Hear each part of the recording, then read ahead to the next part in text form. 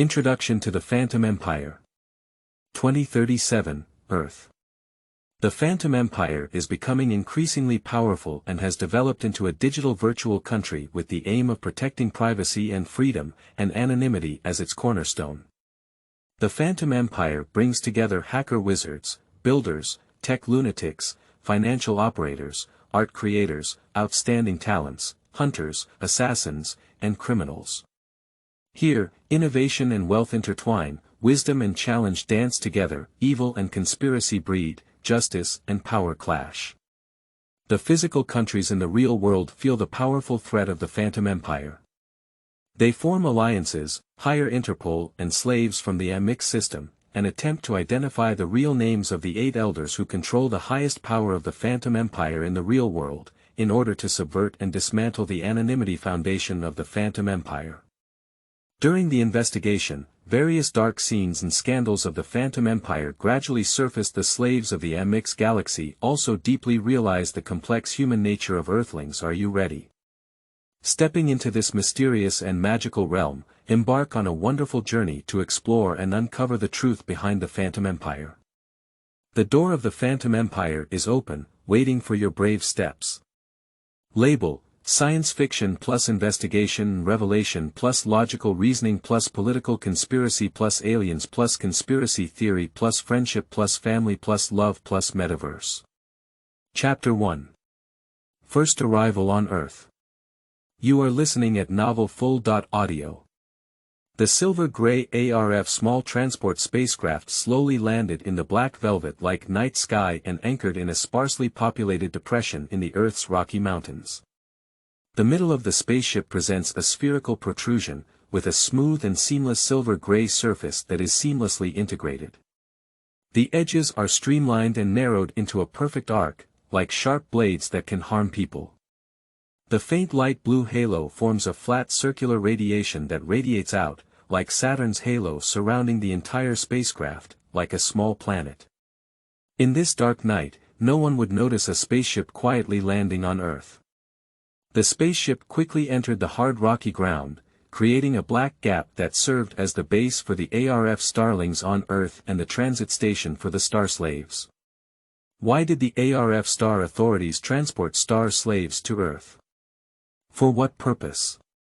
This will first introduce the AMIX galaxy. The AMIX galaxy includes 3 planets with intelligent life: ARF, Bika, and AMIXmast. ARF focuses on developing biological technology, Bika focuses on developing computational science, and AMIXmast focuses on studying cosmic physics as its fundamental survival.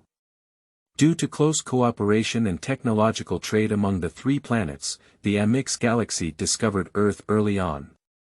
ARF uses the spacetime shuttle technology of AMIXmast to send advanced teams to collect high-quality gene samples of Earth species from different times on Earth, and brings these samples back to ARF for experiments and gene recombination. They created a life with the same appearance as the life on the Earth, but actually a higher intelligent life. Shenyou, and sent it to the Earth to explore and study the technology and civilization of the Earth. The AMIX galaxy has established the amazing talent company on Earth to rent these star slaves to employers who can afford high costs at extremely high prices. In this way, the star slave industry chain of the AMIX galaxy extends to Earth. The construction of AFR Earth base is extremely secretive, except for the ground fissure that allowed the spacecraft to fly in just now, and the only automatic small door exposed on the mountaintop. It is difficult for strangers to discover the existence of this underground fortress. All the star slaves walked out of the spaceship in a proper manner and entered the huge bunker inside the ARF Earth base. The star slaves were bound with shackles and chains, and Captain Kirill, who was responsible for transporting them to Earth, insisted that they wear these heavy shackles. It is said that this was a tradition of ancient Earthlings treating slaves, and he claimed that this way the star slaves could feel the ritual of arriving on Earth for the first time. Inside the bunker, in the spacious hall, tiny lights illuminate the entire hall, bright as day. Sitting on the high throne in the lobby is the earthly-looking Amont, the head of the ARF Earth base. His face was as gentle as a monk who had detached himself from the world and practiced teachings. His bright eyes occasionally flicker with a hint of blue light, revealing that he was once an early version of the star slave of ARF, and those eyes make him extremely shrewd and full of wisdom. Old Ament stood up from the throne in a long robe, his tall and slender body trembling slightly with steady steps. Time left deep marks on his thin face, but still could not conceal his majesty. All the star slaves silently looked at him, their hearts filled with respect and reverence. The star slaves have finally arrived on Earth. A land that is both familiar and unfamiliar. These slaves were all young and fresh, with an impulse to explore the Earth, and their faces were filled with anticipation. Ament's gaze reflected through his glasses was majestic and resolute. He extended his wrinkled, walnut skin-like hand, lifted his curved fingers, and his lips twitched slightly, as if silently counting the number of ARF star slaves. Ament's fingers pierced through the air, shooting blue lightning. Whenever he points to a star slave, that star slave feels blood boiling or nerve twitching. The blue lightning exchanged information with the protein chip inside Star New's body.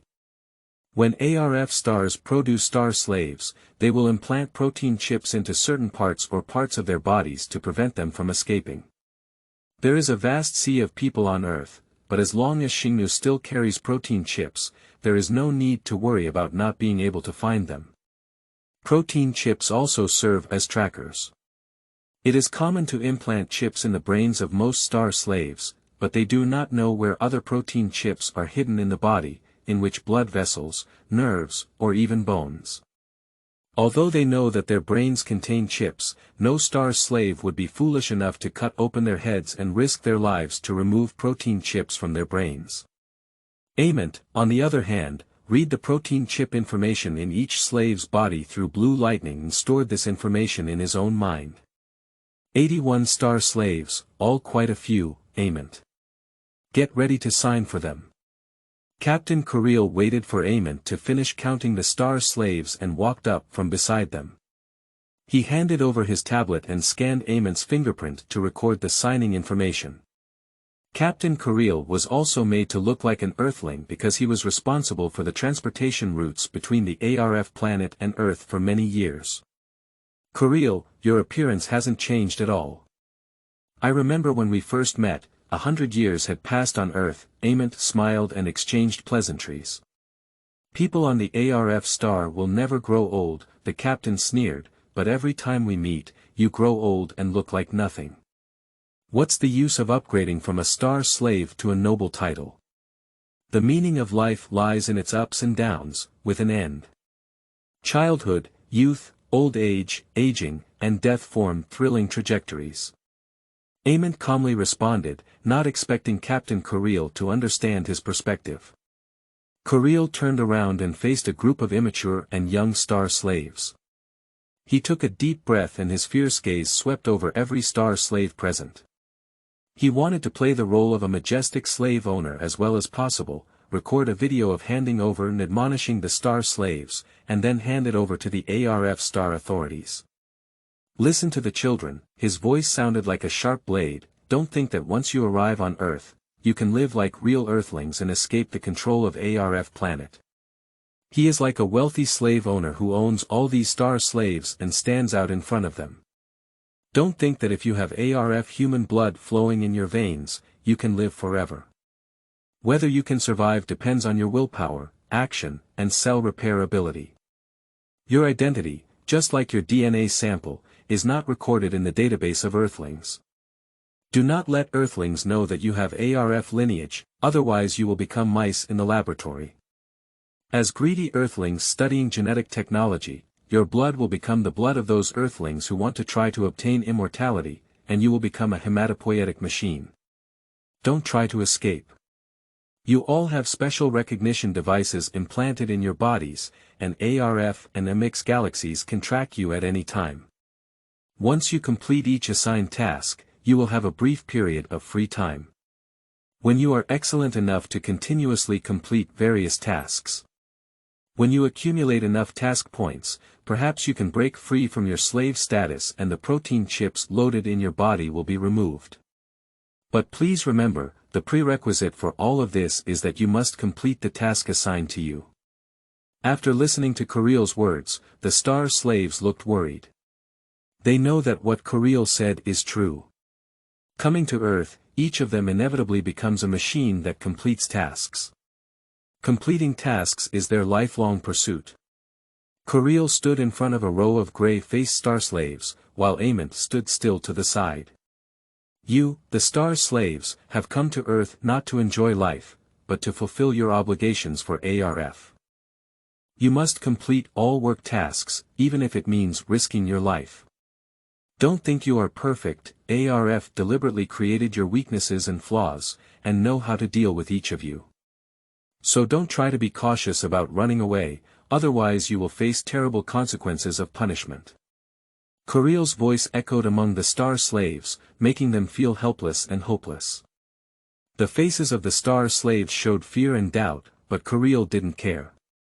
He continued, finally, you must never breed offspring with Earthlings.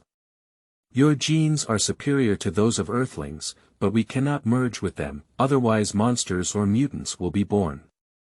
Remember, you are only here to complete the mission, not to modify the genes of Earthlings. The star slaves were shocked by these words, feeling that they had been deprived of all their rights and freedoms. They know they can never escape the control of ARF stars and AMIX galaxies. Standing in the ranks of slaves, Xiaoka listened to Captain Kuril's endless admonitions, feeling restless in his heart. She looked just a 16-year-old girl, with a beautiful appearance and a slender figure. The heavy chains and shackles made it difficult for her to resist, and she also couldn't adapt to the gravity and environment of the Earth. The saturation of oxygen in the air on Earth seems to be different from that on the spaceship. She feels hypoxic and almost faints. Now she just wants to find a place to lie down and can't listen to any warnings.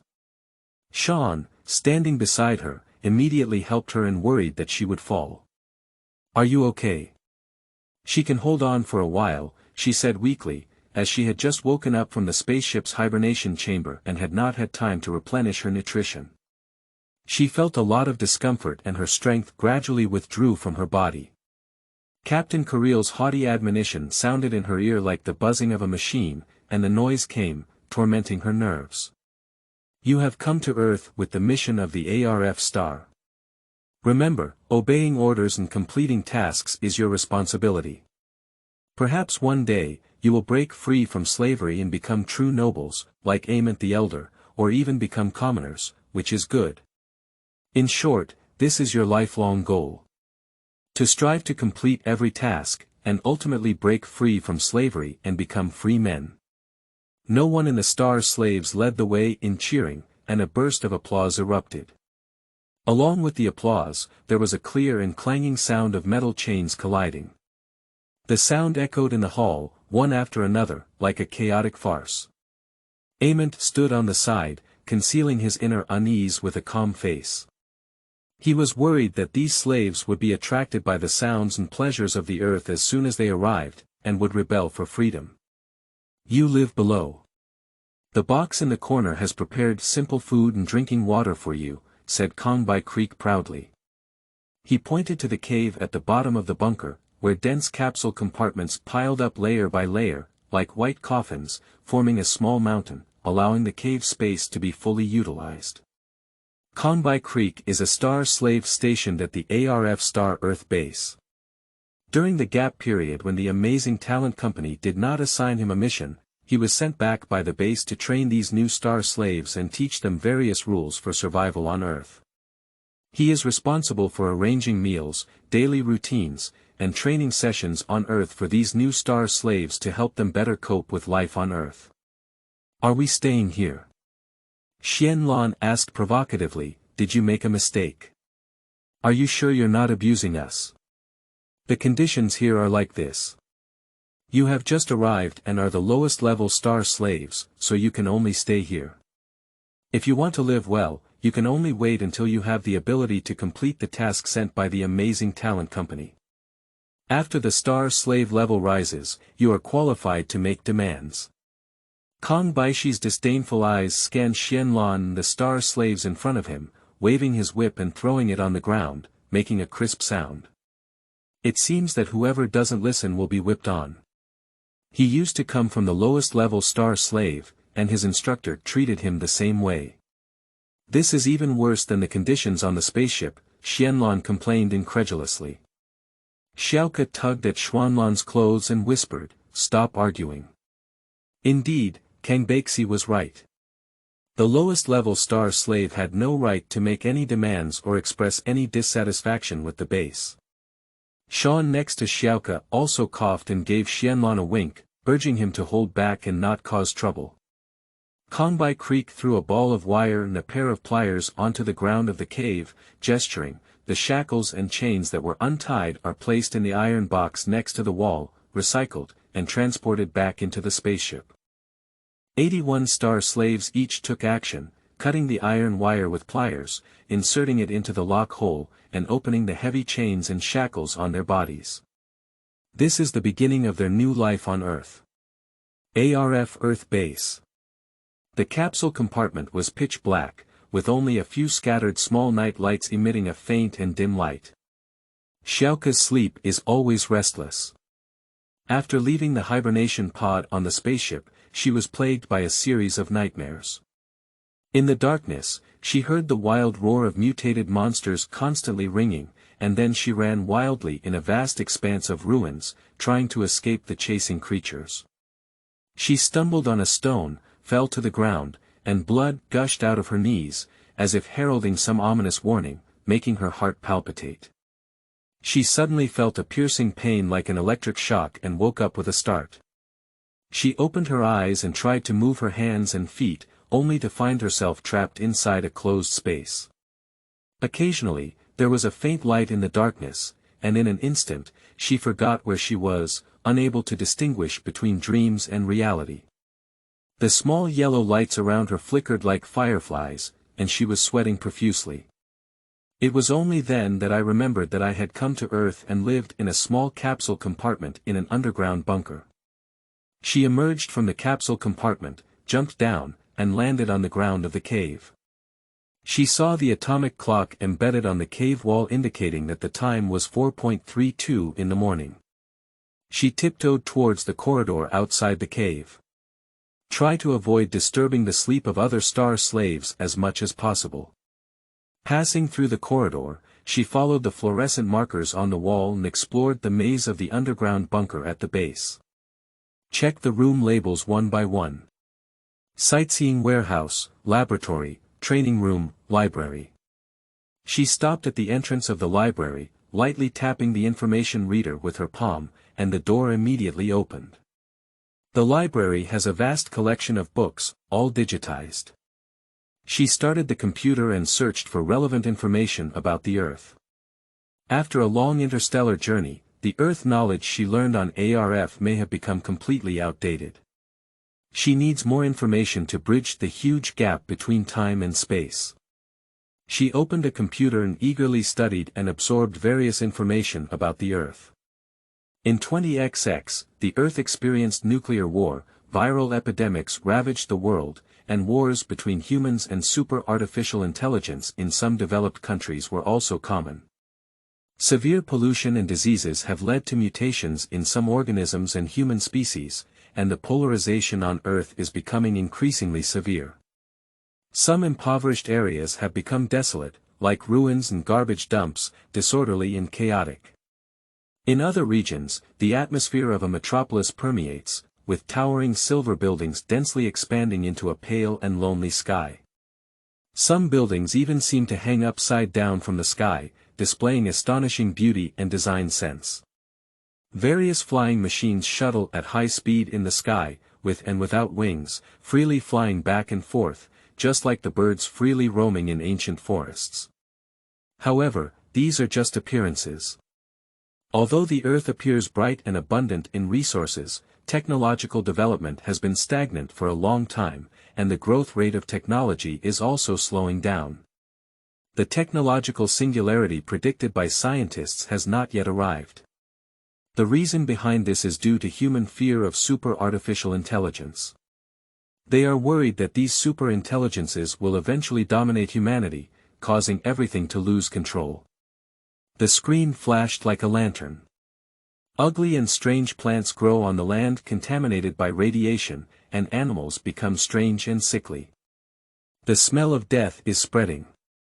Some animals run wildly and restlessly, waving their teeth and claws at night, emitting terrifying roars. Some people on Earth carry weapons anytime, anywhere, in their cars, on their bodies, and at home because they feel scared. She was a bit dazed, unable to distinguish whether these scenes were real Earth or movies created by Earthlings. Suddenly, she heard a slight sound behind her. She turned around and found Xianlan standing behind her, like a ghost suddenly appearing in her line of sight. Xianlan looks around 18 years old, similar to humans on Earth. He had dark brown hedgehog hair and was wearing a silver-gray work uniform, which hung loosely over his sturdy and muscular body. He was filled with a sense of cynicism all over his body. Xianlan is the representative of the Star Slave Killer. His smile is warm like winter sunshine, his facial features are plain, but when combined, he is comfortable and charming. He is born with a passionate and mischievous affinity, which is the easiest disguise to make prey let go of their guard. Killers should not be heard, it seems that your skills have been completely abandoned in interstellar travel, she sneered. It's because your ARF human ears are too sensitive. On Earth, only the Grim Reaper wouldn't let people hear sound, Xianlan replied playfully, and I am a flesh and blood person. Can't you sleep too? She asked with a smile, then turned her head and her gaze returned to the computer screen. Xianlan sat next to her and said, I can't sleep because of excitement, and you can't sleep because of anxiety. Do you know? Sean sleeps soundly, like a dead pig. He chuckled. How did you feel when you first arrived on Earth? Xiaoka asked. Xianlan leaned back comfortably in her chair and said softly, to be honest, although the conditions here are harsh and hard, I actually felt like going home for the first time. It's wonderful, isn't it? In ARF, I often feel like a monster. It's just because our appearance is different from that of mainstream ARF people. On Earth, people on Earth look exactly like us. But we are fundamentally different from them. They are free people, while we are slaves of the ARF star. Xiaoka's tone was mixed with a hint of melancholy, as freedom seemed to be an unattainable luxury for the star slaves. If constantly taking on tasks and completing them can truly achieve freedom, I can't wait to take on tasks, Xianlan joked. You don't seem to believe that as long as you keep completing tasks, you can achieve freedom. I certainly don't believe this kind of nonsense. It's just a goal and ideal infused into the subconscious of each star slave by the ARF star authorities. It's like a distant promise, seemingly glamorous but actually deceiving. The only purpose is to give us hope and expectation for the future, so that we don't lose our life goals, Xianlan said boldly and fearlessly. Don't be so pessimistic, otherwise we will doubt ourselves whether everything we do is meaningless. Xiaoku advised Xianlan. Do you know that? I think the authorities of the AMIX galaxy always silently instill some thoughts into us while we sleep. I've been having dreams lately, where Earthlings catch me, torture me, and let me reveal the secrets of the AMIX galaxy, extract my blood and inject it into Earthlings. I'm like a little white mouse in the laboratory, tied up on the experimental platform for Earthlings to dissect. Xianlan said with a heavy heart, have you ever had a similar nightmare? What I dreamt of was being hunted by Earthlings as prey, chased by mutants and mutated beasts, constantly running away, and then waking up in a nightmare. Xiaoka lowered his eyes, as if the road to the future was blurry and the direction was unclear. See, I'm right. They placed us star slaves in the capsule compartment to facilitate the infusion of various thoughts into our minds through dreams. They described Earthlings as so terrifying, with the aim of maintaining absolute loyalty to the ARF authorities. After all, for slaves, resistance is an absolute risk to avoid. The ARF authorities want us to deeply realize that on the surface, we may be hired by Earthlings' employers, but in reality, we can never escape the control of ARF and must rely on the two pillars of ARF and AMIX galaxies to survive on Earth. Shenyou. Are you looking for death? Don't say these unconventional words anymore. Mr. Ament has already broken away from his slave status, regained his life, and become a butterfly, becoming the goal we should look up to. So, everything is hopeful. Xiaoke reminded Xianlan, who would rather believe that all of this is true. I'm really curious, is that old guy really free? Is he really out of control of the ARF star? Xianlan expressed deep doubt. Hey, what are you two talking about while you're not sleeping? This is not the time to talk. Lack of sufficient rest will cause you to fall behind in your performance during the next few weeks of training.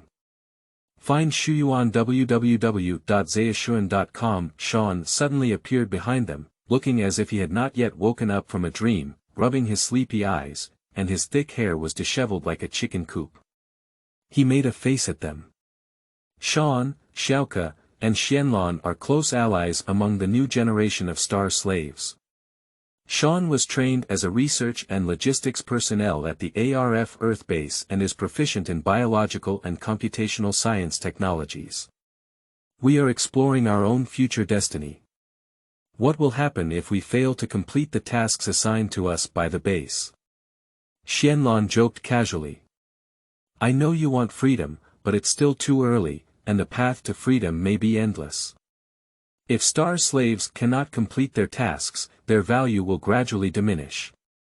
Please think about what would happen if a star slave depreciates to the point where it is of no use to the ARF star authorities.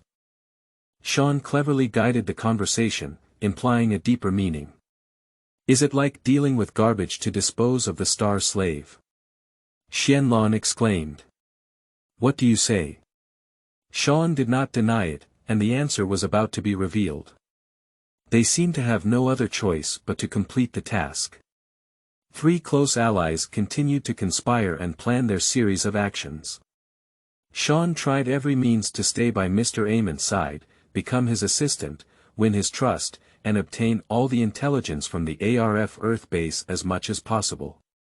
Xianlan and Xiaoke are destined to be rented out by Amazing Talent Company to Earthlings' employers. They understand that only through unity and cooperation can success be achieved. The three complement each other's strengths, and they will support each other to explore the shortcut of star slaves' path to freedom, shorten the time as much as possible, break free from slavery, seek freedom, and embark on their life journey on Earth. Chapter 2. Opening Tasks. You are listening at novelfull.audio.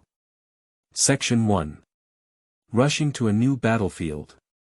The silver bullet train bounced out, and Xiaoke felt her heart buzzing and vibrating. Absurd and stimulating palpitations made her realize that she was not in a dream. The vast world of Earthlings beckons to her. The wind outside the car window howled away. Looking through the window, the scenery outside varied greatly, with deep valleys, cliffs, ravines, cracks, mountains, wastelands, and forests shining brightly in the sunlight, all of which seemed incredibly tempting and fresh to her. There are no such colorful landforms on ARF Star. Xiaoke leaned against the window edge, concealing his deep chestnut hair under a loose gray hood, revealing only half of his beautiful and unconventional face, faintly visible in the shadow of the hood. The ARF Earth Base is getting further and further away from her, and she has stepped onto her own battlefield alone. Everything in front of her is unknown. Before Xingnou's training period on Earth was over, she received a notification from the Amazing Talent Company. The new employer has already reserved special talents like her, and she must immediately report to the designated location. She only had a sportswear on her body, holding a card in her pocket that was not as big as a palm, but contained the power of the entire network. She was wearing holographic glasses, adjusted to sunglasses mode, covering her sharp and agile big eyes. In this era, computer terminals are ubiquitous. Whether it's car windows, cards, glasses, or desktops, they contain chips, sensors, and flash memory that can receive countless electromagnetic waves and network signals, and store massive amounts of information. Hard drives have long been a thing of the past, and the speed of network transmission can instantly transfer tens of thousands of tons of data. All the information she needs is stored in the cloud, and everything can be done in the cloud. There is a small device hanging on her necklace that can receive electromagnetic wave signals floating in the air at any time, reminding her that new information has been pushed to her cloud storage space. The server will automatically filter, sort, and push the highest priority information based on her settings and preferences. Whenever important information is pushed, the necklace will emit a flash or vibration, reminding her not to miss any important information. If there are no available terminal screens around, she can project in the surrounding air using the 3D imaging technology on the necklace. If she needs to protect privacy in secret tasks, she can use holographic glasses and crystal cards as terminal screens and quickly log in to access her cloud storage space through fingerprint, iris, or EEG frequency. Amazing Talent Company uses special cloud storage space, servers, and access paths, which are different from those used by Earthlings. Her new employer rented the network and cloud platform built on Earth by the AMIX Galaxy BICA through the Amazing Talent Company, and most Earthlings were unaware of the existence of such a system. Xiaoke remembered Xuanman's words, "The value of a slave lies in two aspects. One is to work for the master, and the other is to be sold by the master so that the master can gain profits." She has now been sold to a new employer by the ARF Starman, and she doesn't know if this is her luck or disaster. The email from Amazing Talent Company told her that she must not be revealed as an ARF Star human, as this is an important protection and defense measure for her. She is unsure if her new employer is aware of the existence of the AMIX Star slaves. Perhaps new employers simply demand talent skills like purchasing goods or services, while Amazing Talent Company acts like a broker, matching them with suitable star slave candidates. She took out a small card from her pocket, and the instructions for the new employer's designated meeting location and dynamic map had been sent over. She put on her holographic glasses again, and the map, surrounding buildings, terrain, and scenery flashed before her one by one. Thanks to the biotechnology of ARF Planet, memory is not worth mentioning to her. All the things she has seen are stored in her brain as image memory, which can be permanently preserved and easily retrieved with just one look. The silver bullet train passed over the elevated bridge suspended in the air, with a wide view and a panoramic view of the surrounding scenery. She saw dense or sparse crowds and communities, tall or short, exquisite or dilapidated buildings, various transportation vehicles bright and clear with metallic luster or dark and dirty with oil stains, as well as flying aircraft up and down in the sky, and crowded crowds on the ground and air tracks. She is full of curiosity about everything around her. Others observe her expression, as if looking at a country bumpkin who had never seen the world before. She instinctively pulled on the hoodie in front of her forehead, covering part of her face. She gazed out the window, with everything in her eyes being novel, interesting, and worth cherishing, whether beautiful or ugly. The oppressive sky is constantly sprayed with rich darkness, settling in people's movements and expressions. Those people of all kinds shuttle around or in various modes of transportation, their expressions are cold and numb, like winter sealed by resilient ice and snow. All of this is piled up in the dark and bitter air, floating in the flowing damp and cold wind.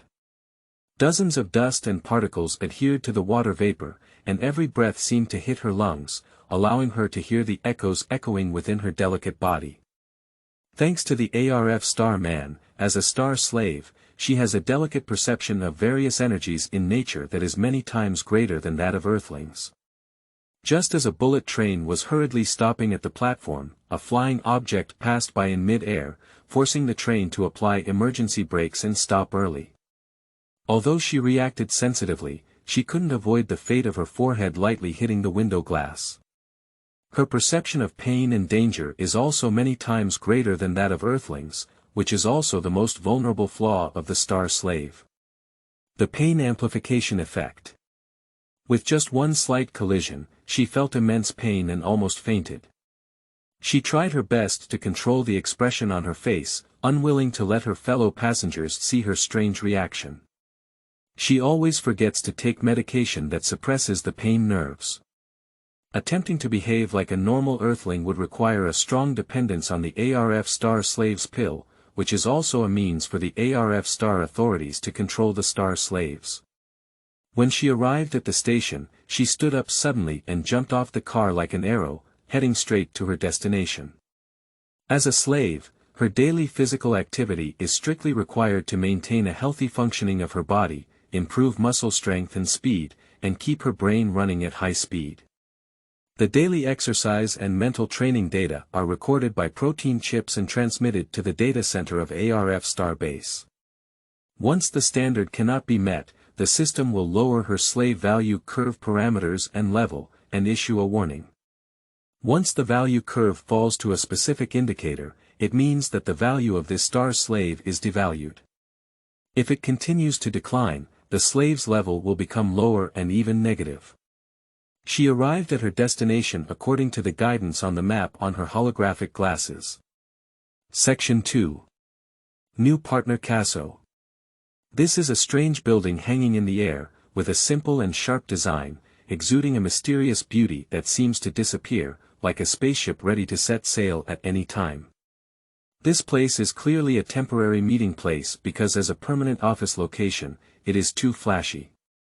She looked up and saw the building standing in the midst of the crowded towering buildings, like a rebel, emitting a strange light under the oppression of a huge building.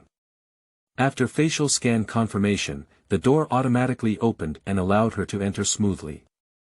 A spiral ascending track continued, silently escorting her to the door of the room indicated by the address. This room seems to have transformed out of thin air, making one cannot help but marvel.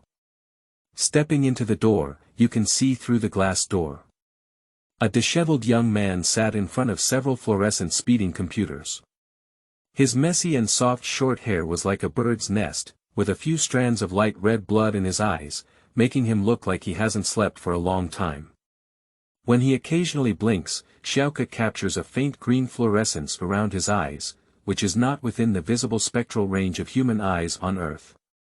His slightly larger head matched his somewhat lean body, as if he was malnourished.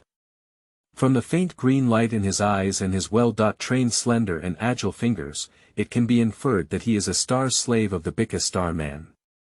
The slaves sent by the AMIX galaxy to Earth are all made by ARF stars, and the slaves of Bika stars are no exception.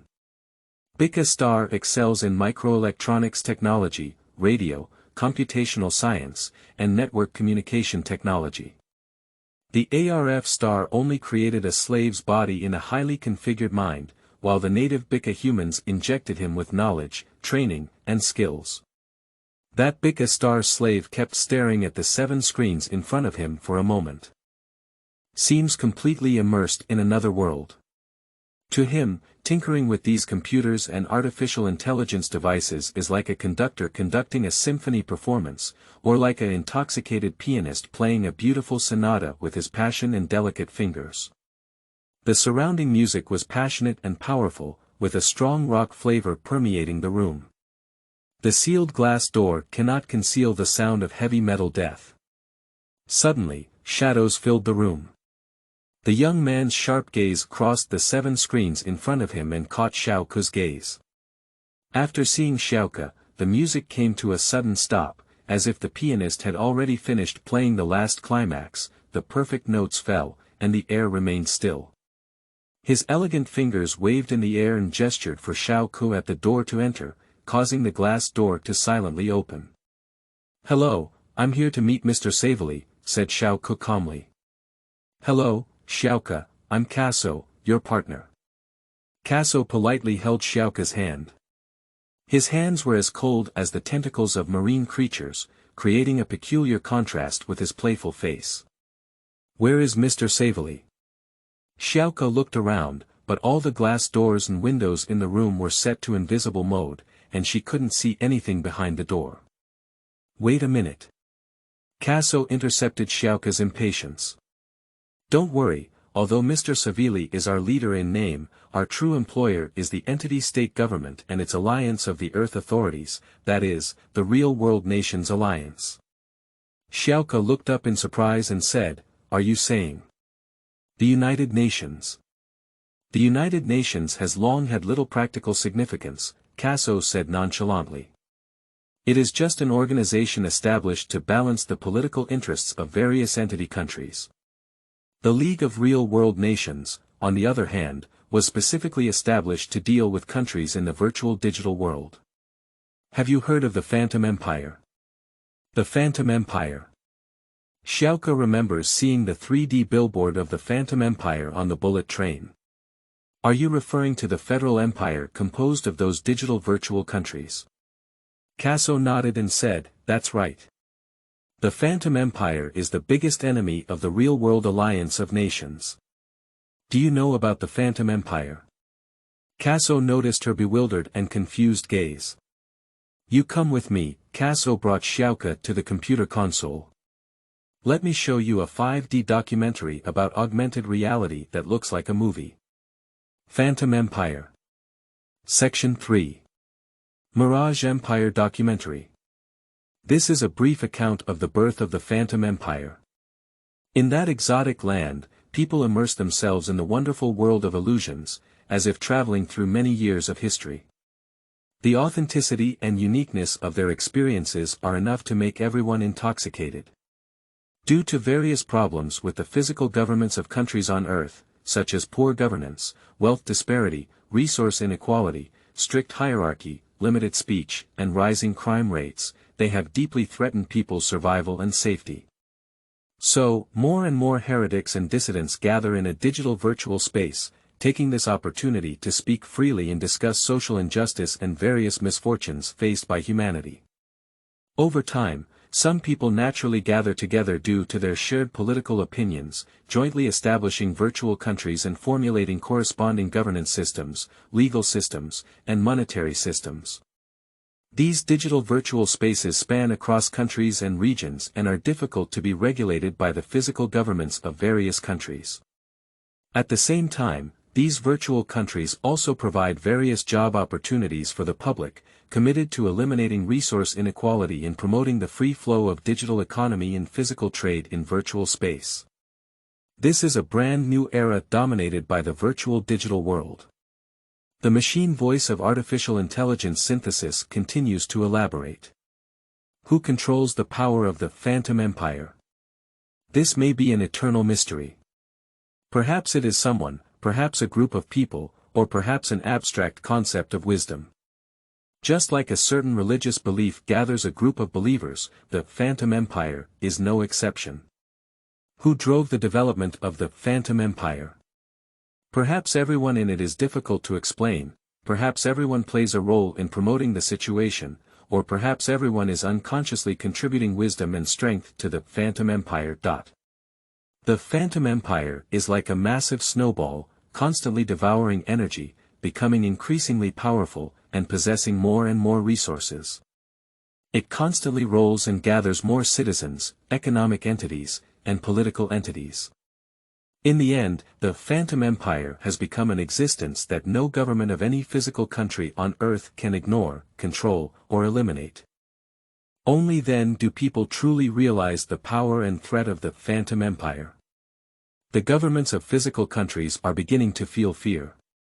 If they are only active in the digital virtual space, physical countries may not need to worry yet. However, their tentacles have extended to the real world.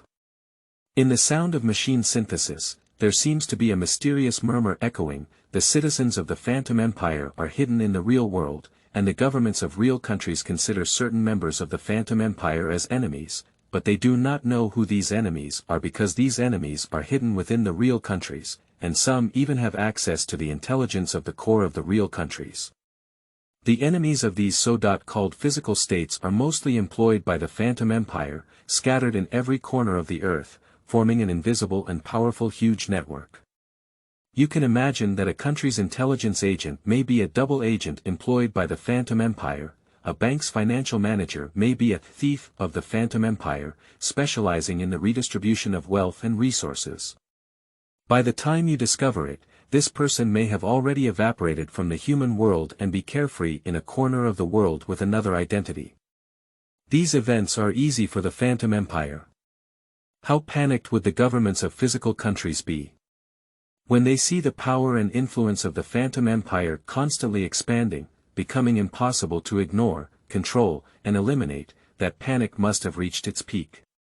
In the Phantom Empire, the people who serve it are divided into multiple categories. Those who use wisdom and knowledge to solve problems are known as thinkers, while those who use intelligence networks and theft techniques to collect intelligence and information are called harvesters, whistleblowers, observers, and investigators. At the same time, there are also people responsible for locating targets and executing tasks and instructions, such as hunters, disruptors, assassins, and assassins. In addition, there are also people like managers, who maintain the management and operation of the vast machine of the Phantom Empire.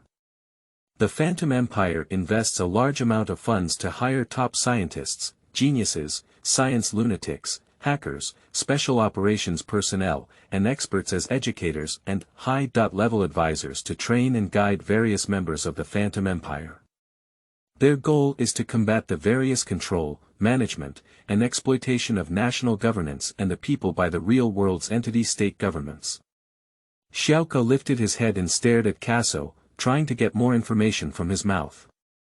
Does this mean we will confront the power of the Phantom Empire in this secret war? She asked. Casso remained silent for a moment and replied, this is an unimaginable smart war. As for the specific situation of the mission, it would be best for Boss Savely to personally tell you. Where is Mr. Savely? Xiaoke chased after him. He was originally going to meet you in person, but due to the bad weather and sudden strike, he could only meet you through this means, Casso replied calmly. Section 4. Mr. Savely, the employer of Earthlings. Casso easily operated on the computer and projected an augmented reality 3D image in front of him. In the image, a modeled tunnel gradually emerges, with a spacious hall at the end of the passage. In front of the hall, on a solemn and quaint large chair sat Mr. Savely with dark brown hair. He was a senior official in the League of Nations in the real world. He looked about 30.7 years old, with a majestic face like a god. The wild aura of a king swept through the entire room like a fierce and majestic lion. He was wearing a high-quality suit, highlighting his robust figure and majestic temperament. His hair was neatly combed towards the back of his head, and his facial lines were masculine and powerful, as if carved from a stone with a sharp knife, like the god of war in Greek mythology. Hello, Mr. Savely. Casso waved to Savely. Xiaoke has arrived. Mr. Savely's gaze swept over Xiaoke's face, making her nervous uncontrollably. What I need is a clever investigator, detective, and analyst. Why did Marvel Talent send me a vase? Savely's gaze fixed on Xiaoke's clear and agile big eyes and amber-colored pupils. Her face was small and thin, beautiful and fresh, and her big eyes seemed to be shrouded in mist. When screening talents, although Savely had already reviewed the test reports provided by the Talent Intelligence Department, screening intelligence and various ability indicators, he deliberately ignored the photos on the reports because he knew that judging people based on appearance would affect his decision making. However, now that young and beautiful face, like an artwork, was within reach, he couldn't help but worry whether such a breathtaking beauty would bring unnecessary trouble to her identity as a detective or investigator. You can try it out for a while, and if you're not satisfied, you can have Marvel Talent Company replace it for you. Xiaoke forced a smile and said, and I believe you must have carefully reviewed my test report. We have put forward clear indicators of human resource capability requirements, and Marvel Talent Company has provided us with test reports on the intelligence, physical fitness, personality, and other aspects of the target candidates. However, if you cannot meet my employment requirements, I will return the goods and the Talent Intelligence Agency will be forced to compensate for high liquidated damages. Savely insinuated, your prospects will also be worrying. Thank you for your reminder, Mr. Savely. I will work hard and also hope to gain your trust. Xiaoke put on a well-behaved expression, trying to appear more reliable and capable. Trust is a matter of great importance. The job I have entrusted to you is to keep it a secret and never let any mistakes slip by. If you disappoint me, the consequences will be unimaginable. You should know that you are not only facing a country, but also the alliance of countries in the real world. If you betray, you are betraying all the physical countries in the world. Remember, your actions will affect the safety of the entire real world, said Mr. Savili solemnly to Xiaoke. Xiaoke knows that this job is not just a joke, she must give it her all. If one breaks faith with others, they will become the culprits of all physical countries on Earth, with nowhere to hide. I understand, boss. I will not betray your trust. I choose to live in this real world instead of a vague illusion. I will do my best to do everything for you, Xiaoke replied confidently. Why do you have to complete the task? Savili asked, his inscrutable gaze making people feel a bit nervous. Some people are for money, some for fame, some for ideals, fairness, and justice. They have chosen a bumpy path full of difficulties and obstacles. What about you? I yearn for freedom. Xiaoke hesitated for a moment. After completing the task, I can enjoy a rare period of freedom, live freely, and do whatever I want. This is my true longing. She gazed into Savili's profound eyes, understanding his intention to ask this question. As an employer, understanding the motivations of employees can better inspire them to put in more enthusiasm and motivation for their work. You are very smart, and this answer is more credible and in line with your identity than those profound answers. Let's wait and see if you can get what you crave. Hiring a young person with no work experience or background makes me feel a little relieved, at least to be sure that the Phantom world has never hired you. The League of Nations in the real world will arrange a new identity for you, and no one will know your previous history. Xiaoke will soon be able to have an identity like an Earthling, which makes her somewhat delighted. But Savili's sharp gaze made her realize the need to restrain herself. Her smile instantly solidified and she said, "Okay, I'll follow your arrangements. Don't forget, I gave you this identity, and I can take it away at any time." Savili's voice was cold and ruthless, tentatively staring at Xiaoke. Xiaoke knew her heart well and tried to remain calm as she replied, "I understand, Mr. Savili. But may I ask how the League of Nations in the real world plans to deal with the Phantom Empire? I need to understand my mission." Savili let out a heavy sigh, his voice slightly hoarse. Last week, another South American entity country was dissolved, and the flow of fiscal funds in its treasury was unclear. This war will be very difficult because we don't even know who our enemies are. Those countries in the Phantom world, as well as the individual or whole behind them, who are they? Where are they? What are they planning? We are in the light, but they are in the dark, trying to sabotage us through coups, armed incidents, economic crises, and terrorist attacks. We caught an informant, but found that he was just a dead cycle, with more harvesters, hunters, observers, and whistleblowers still lurking. Their identities were cleverly hidden, and our clues to them would be cut off one by one, becoming an unsolvable mystery. Savili frowned, realizing that the existence of the Phantom Empire had always been a concern for him. He pondered for a moment before continuing, "We don't even know which powers or spies of the Phantom Empire we deal with all day long. They may have been lurking in the government of our physical country, holding important secrets." Xiaoke was somewhat surprised, but he bravely asked, "Mr. Savili, can't we send people to lurk inside the Phantom Empire, understand their situation, and strike them?" Savili calmly replied, "You're thinking too simplistically. The Phantom Empire can destroy the infrastructure of physical countries such as roads, bridges, nuclear power plants, energy processing plants, and even launch a coup to dismantle a country, manipulate leaders and regimes. And how do we attack a Phantom Empire?" Savili shook his head and said, "Injecting an electronic virus into the territory of the Phantom Empire may seem effective, but it is often cleared the next day. After a week, the effect is even less significant. The antivirus code is like a tornado, easily clearing the virus. If our target is the operational server of the Phantom Empire, then once we destroy one, more mirror servers will emerge like mushrooms after rain. But what if we attack the people of the Phantom Empire?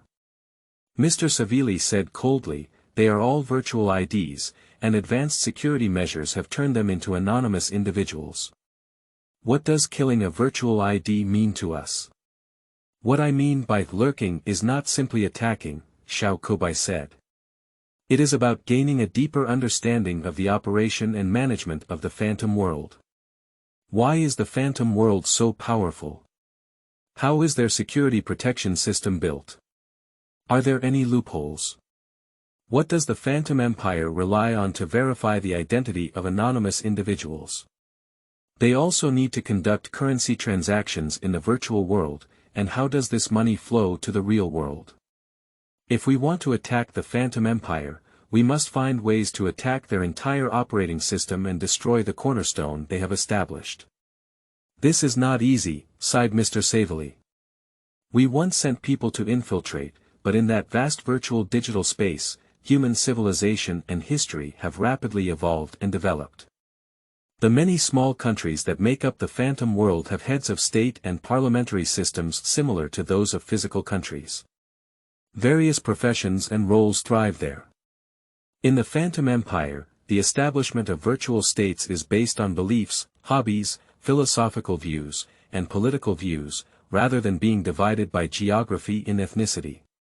Members are distributed globally, with a total population of billions, and this huge political entity has formed.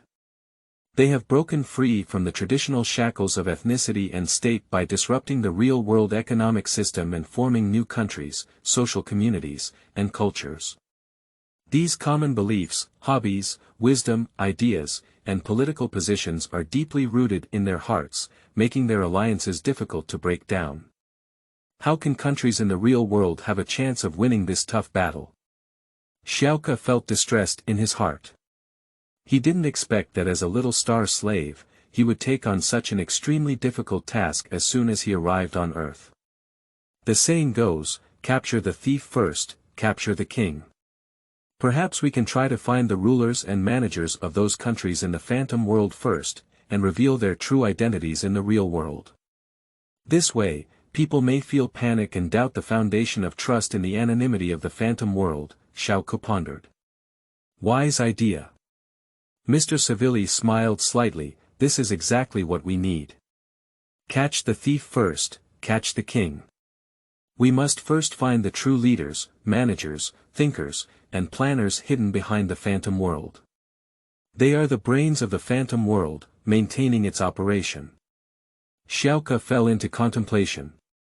They need to overthrow the anonymity of the Phantom World and seek out the book garden www.zhaoshuyuan.com to make people panic and doubt this Phantom World, thereby undermining its foundation. This is a difficult battle, but only in this way can we truly destroy the power of the Phantom World. Xiaoka stared at Savili and saw his original smile disappear, replaced by a cold and ruthless expression.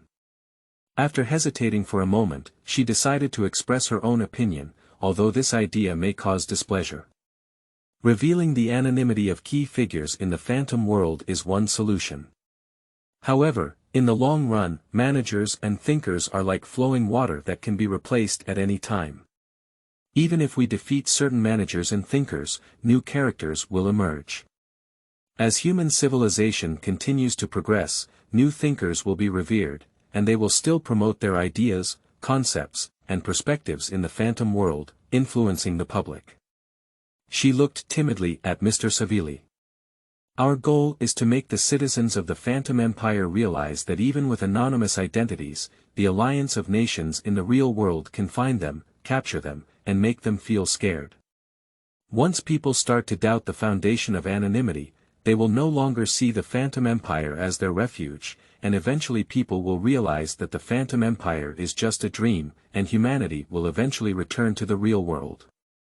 Savili's voice becomes increasingly passionate, hiding hidden secrets, as he seems to have meticulous planning for everything. Is it to make it impossible for everyone in the Phantom Empire to be anonymous and have nowhere to hide? Xiaoke thought that this goal seemed somewhat unrealistic and ambitious, and she muttered to herself. It's too early to talk about these things now. Specifically, our current goal is only to destroy the Senate of the Phantom Empire. To capture the thief, first capture the king. The primary task is to investigate the real identities of the Phantom Empire Senate. The 8 senators in the real world. This is your task. Chapter 3. Initial Experience of Phantom World. You are listening at novelfull.audio. Section 1. The Origin of the Phantom World. The birth of the Phantom World stems from people's concerns about the security of real.world network data. In the real-world network, no matter how we behave, we will leave traces. Once we leave a trace, others always have a way to know our identity, behavior, speech, views, preferences, even our personality in professional portraits, and even our real name information. As long as hackers with strong technical skills target you, steal your password, or hack into the underlying database of the website, everything will come to light.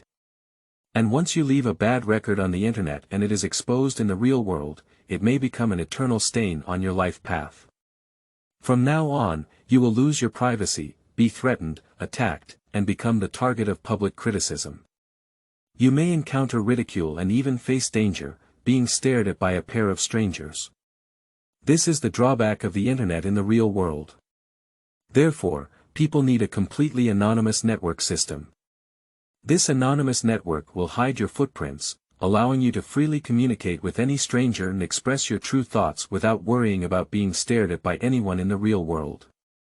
The anonymous network is like a magical mask, allowing everyone to take off their original mask and play a brand new role, thus regaining freedom and maintaining absolute security. Of course, the Phantom World does not exclude those who are willing to reveal clues about their real name characteristics. In this Phantom World, you can also boldly showcase your distinctive personality, amazing creativity, and loudly declare your sovereignty and identity. The founders of the Phantom Empire firmly believed that only in a safe and anonymous world can people become brave, speak freely without any hesitation, and unleash higher levels of creativity, independence, and free will. However, a completely unrestricted world may also lack sufficient security. For example, in the Phantom World, some people engage in untraceable criminal activities, or spread secret information or private photos obtained from the real world, which undoubtedly causes anger and panic among the public. Therefore, the Phantom World also requires the existence of order and rules. For example, the Phantom World has its own unique identity recognition system, allowing you to have a second identity belonging to another world, or even multiple identities. These rules can to some extent maintain the order of the Phantom World, allowing people to enjoy the fun of the Phantom World in a safe environment. The Phantom World also requires safety and civilization, so it is necessary to limit those criminal spaces to a relatively controllable range and quantity, and ensure that crime data in the Phantom World is maintained at a stable level through monitoring and warning of crime data. Several experts in the computational science community who created the Phantom World in the early days drew inspiration from the dark web thinking of the real world and combined it with the concept of the science fiction novel, Real Names and Surnames, by Vernal Winch to conceive this innovation. The technology in the real world constantly erodes people's data privacy, from dense surveillance cameras to security systems in apartment buildings, and even smart homes, IoT systems, automatic recognition systems, voice systems, etc., constantly obtaining everyone's data, fingerprints, voiceprints, faces, consumer preferences, habits, and so on.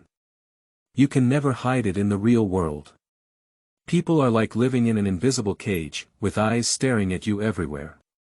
Even if you are just an insignificant individual, you cannot speak freely and freely. You must be cautious and afraid of being criticized, and become the target of public criticism. People dare not spread bold arguments or express unconventional ideas. Over time, people gradually realized that in the real name network of the real world, it is difficult for humans to have any more shocking ideas. They can only be cautious, nervous, hesitant, and cautious in their words and actions. Everyone is wearing hypocritical masks. The internet in the real world is gradually declining, becoming a world lacking creativity and vitality, full of devastation. As stated in the science fiction novel, True Name and Real Surname. In the magical age of a long time ago, every cautious wizard regarded their true name and real name as the most precious secret and the greatest threat to their own lives. Because once a wizard's opponent learned his true name and real name, even using conventional magic that is familiar to ordinary people was enough to kill or enslave him, no matter how high the wizard's magic was, and how fragile and foolish the opponent's abilities were. The outdated concepts of the magical age were abandoned, but now, the wheels of the era seem to have turned a whole circle, and our thinking has returned to the magical age, whether this era really exists or not, let alone. I'm starting to worry about my real name and surname again. The birth of the Phantom world was to compete with real names and surnames, and it was born to hide its traces. The Phantom Empire is built in a virtual digital world, and its territory can be expanded at any time and is constantly expanding. The initial emerging virtual countries included fields such as education, technology, gaming, art, finance, and crime. Later on, different niche schools and communities emerged, but this did not shake the stable position of the first few countries on the map. In the Phantom world, each territory has one or several controllers, who are revered as elders. The elders are also divided into different levels, and the elder with the highest level in each territory is eligible to participate in the Elder Council of the Phantom Empire. The Senate is the highest governing body of the Phantom Empire, proposing and voting on proposals for the future planning, development, and governance of the Phantom Empire. In addition, they also have the right to establish the highest rules and regulations of the Phantom Empire. All elders and residents of the Phantom world must abide by these rules. If you violate the rules, you will be expelled back to the real world by a Phantom country. Of course, you can start over with a different identity, as long as your disguise is perfect enough, and as long as the security identification system of the Phantom Empire cannot connect you with a previously expelled character. The security encryption system of the 8 highest level elders is the highest level, and they are jointly protected by the top wizards in the Wizarding Society. One of the ways wizards collaborate to protect is through fog weaving, a precision cybersecurity system carefully designed by them. Mist weaving ensures the anonymity of data, behavior trajectories, and security of the entire system for all citizens of the Phantom Empire by regularly changing the encryption algorithm. The wizards of the Phantom Empire are all highly skilled hackers or cybersecurity engineers. They are well versed in the mysteries of the Phantom network, able to identify weak links in the system and repair them to prevent any attacks on the Phantom Empire. To strike against the Phantom Empire, one must first have a deep understanding of this world. To truly understand the Phantom Empire, the most important thing is to personally experience its mysteries and possibilities. Only by personally stepping into the Phantom world can one appreciate its foundation of anonymity, the value of freedom and security. Section 2. Preparing to enter the Phantom world. There are several types of equipment to enter the Phantom world, the first being the most immersive Phantom clothes. This is a tight armor that wraps around your entire body, like a second layer of skin, covered in dense sensors. The head is equipped with brain electrodes, allowing you to move freely in virtual space. The second type is hallucinations, where you place your entire body in a container, and every cell in your body can feel the stimulation of electromagnetic waves. This experience is like being immersed in a real-world dream, as if returning to your mother's body and experiencing peace and security again. The third type is hallucinogenic devices, where machines connect brain electrodes to your brain, allowing sensors and all senses to interact deeply. Compared to hallucinations, hallucinogenic devices are more portable and convenient to carry around. The fourth type is Phantom Eye, which only requires the eyes to observe and the brain can capture visual signals. However, in many hidden and vast areas of the Phantom Empire, wearing Phantom Eye poses certain obstacles to entry. Phantom Eye is mainly aimed at minors and is used for learning in the Phantom world. The fifth type is an additional product designed for the wealthy with high-end configurations. The combination of floating dream space and fantasy clothes is equivalent to the perfect combination of dreams and fantasy clothes. People can float in the dream space, wear fantasy clothes, and freely walk in the fantasy world, as if their real body is moving in the real world. Casso patiently explained to Xiaoke. Xiaoke rented 3 small, dream machines and installed them in a temporary office space. She and Casso are connecting these machines to their work equipment, configuring the network, modifying and debugging them. The reason for renting 3 devices is to facilitate switching at any time, to confuse the audience and avoid the tracking and monitoring of Phantom equipment by the Phantom Empire mist weaving system. The feeling of lying in a dream is like having a long dream, with the Phantom clothes wrapping around the body and floating in the dreamlike space, just like exploring the underwater in a diving suit. To ensure security, I will use different encryption techniques to handle the exit and entry nodes. This way, even wizards with advanced Phantom Empire technology cannot track and lock the location around our office, Casso explained to Xiaoke. Don't you really want to go in with me? Xiaoke looked up and stared at Casso. No, if you are expelled from the Phantom Empire, at least I can help you clean up the aftermath and remove your traces, Casso said firmly. I have to remind you that when the number of crawlers reaches a certain level, the Phantom Empire's mist weaving system will alarm and your whereabouts may be exposed. Aren't we going to delay the crawler's work? By the time the crawler starts working, I should have left the Phantom world long ago. Xiaoke shrank back in surprise and asked in confusion. However, no matter how secretive the crawler is, it is still possible to trigger an exclusionary reaction in the mist web system when entering the Phantom Empire, explained Casso. Will the rejection reaction be delayed? In short, before I leave the Phantom world and the crawlers start working properly, we cannot let the mist web analyze the existence of these crawler programs. Understood. Which territory of the Phantom Empire have you decided to go first? Casso looked at the beautiful-looking newcomer in front of him disapprovingly, seeking her opinion. I will choose the place in the Phantom Empire where the security system is easiest to break through first, she answered coldly. Xiaoke, where do you think is the easiest place to find a breakthrough? Casso stroked his chin and asked.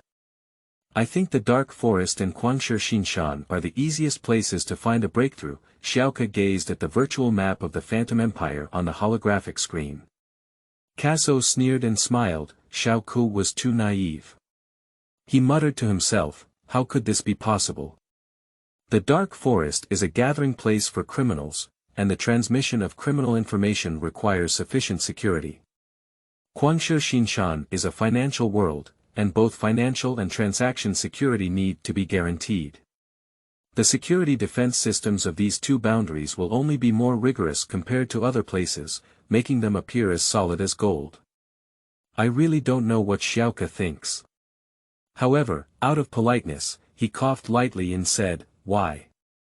The elders of the Phantom Empire will definitely control the number of crimes and the expansion of evil forces in the Night Forest. If they want to restrain the Night Forest, they will definitely retain means, monitor it, and collect information and data about criminals to balance them. Therefore, data crawling there will yield more rewards. Xinshan is a financial field in the Phantom Empire. The wealth accumulation in the Phantom world is matched and stored with virtual identities, IDs. Regardless, these wealth will seek ways to physically consume and circulate in the real world. There must be some connection between the ID of the Phantom world and the real identity of the real world.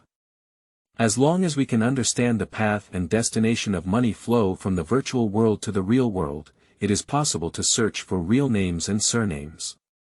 In addition, I also plan to go to the Wizarding Society. The Wizarding Society should be the most powerful place for security defense systems, and I am also interested in experiencing it firsthand. There, I believe I can hear a lot of useful news. After listening to Xiaoke finish speaking, Casso shook his head helplessly. Xiaoke really didn't know the superiority and inferiority of heaven and earth. Wizarding clubs are not something that anyone can enter. Unless you have amazing talent, can you gain recognition from wizards, and become a junior wizard apprentice, are you sure you want to attract the attention of those wizards? In Caso's eyes, Xiaoke is at most just a small investigator or detective, far inferior to him, a hacker with many years of experience. How could a wizard possibly accept such a small character? Don't tease me. Without entering the tiger's den, how can we get tiger cubs? The elders are the key protected objects of the Wizarding Association. If we don't understand the working methods of the wizards, how can we uncover the true identities of the elders? Xiaoke heard the questioning, provocation, and concern in Caso's words, but she was not affected. Instead, she carefully checked the installation of the last wire of the dream device to ensure there were no problems. Entering the dark forest requires a strong inner self. Are you sure you are mentally prepared to deal with those anonymous villains and heinous criminals? Caso, don't worry, I just quietly left behind a web crawler program, and you helped me with the aftermath. If I encounter difficulties in the dark forest, you can always bring me back to the real world, right? That's right. Caso nodded proudly. Xiaoke, are you only planning to enter the Phantom Empire with your vision, or are you embarking on a journey with your touch, smell, and taste? Devote oneself wholeheartedly to all senses. Xiaoke's gaze was unwavering. She is serious, since she wants to experience it, she needs to experience it comprehensively. Then I must remind you that this could be extremely dangerous. Although I may encrypt and tamper with your biometric data, the fog system may still be able to collect all your sensory data. Caso controls the dream device, and the bottom of the machine cracks open. Several petal-shaped transparent geometric shapes rise from it, forming a semi-transparent eggshell-shaped container that is enough to accommodate a person comfortably lying inside. 1/4 of the shells slide to one side like doors. Little girl, are you ready? Sit in and let's go. Stick shattered leaves, nano-sensors, on your tongue and ears, and spray mint mist, sensing spray, on your hair and nasal cavity. Caso's mouth draws an excited smile, as if he is about to manipulate everything of Xiaoke, including life and death, like a marionette in his hands. Broken leaves and mint mist are both cool, like tiny pieces of ice that will never melt, emitting a chill between the tip of the tongue and the top of the head. This is similar to brain electrodes, through which hallucinations can bring you a feeling as real as the real world. Fragmented leaves and mint mist stimulated Xiaoke's senses, and a hint of hesitation flashed on her face, but it was fleeting. She walked calmly into the semi-transparent egg. Wait, bring this. Caso stuffed a small electronic device into Xiaoke's palm. Xiaoke carefully examined it, like a delicate little bee, its wings trembling slightly in her palm. If you want to leave, trigger this little one's wings at any time. Don't underestimate it, it can take you back. Where is the crawler program? It's also inside the little bee. Xiaoke tightly grasped the bee and hung it on the necklace, like a pendant. She smiled with trust at Caso and calmly stepped into the glass shell of the egg, sitting safely. The sensing straps ejected from above, below, in front, and behind the seat tightly bound her hands, feet, waist, arms, and legs. Several metal petal-shaped sensors emerged from behind her head, tightly wrapping around her head. She felt like she was wearing a bulky helmet, like a soldier about to head to the battlefield. At the same time, she felt some needle-like prickling pain, and her nose and tongue were invaded by soreness and numbness. 1/4 of the eggshell slides to one side and locks, trapping her in this enclosed space. A sense of suffocation struck, and the blurry light transmitted through the surface of the eggshell made her feel dizzy and dizzy. White gas began to rise from inside the eggshell, spreading out like a hazy mist. She felt as if she was buried in the soft snow after the first snowfall, and as if she was submerged by the surging waves of the sea. Her eyelids became heavier and heavier, and her body became lighter and lighter. She felt like a feather, drifting endlessly in the ocean currents and ultimately being caught up in a vortex. Time flies, she doesn't know where she is, and everything around her is chaotic. From afar, Casso's voice came calling out to her, "Tell me the letters you can see." She tried to open her eyes, but what she saw became increasingly blurry. She weakly replied, "I can't see clearly." Her voice seemed to sink into a pile of cotton, ethereal, and even she felt unfamiliar. "Try again," Casso's voice echoed in her ear. The blurry scene before her gradually became clear, like a telescope lens that had finally adjusted its focus, and she saw. She regained her vision, and Casso calibrated her vision to ensure that all her senses were in optimal condition. Then, she saw an unfamiliar body, equally slender and slender. She turned her head and saw a mirror. A delicate face was reflected in the mirror, which did not match her. His face was painted with thick smoky makeup, and his lips were deep purple-blue, emitting a sense of decadence and rebellion. The hair was cut short to between the neck, slightly fluffy. She wore a tongue-pressing cap on top of her head, a slim-fitting black tight-fitting suit, and a black leather jacket with a suit collar over it. The leather jacket is adorned with a pile of raised silver rivets.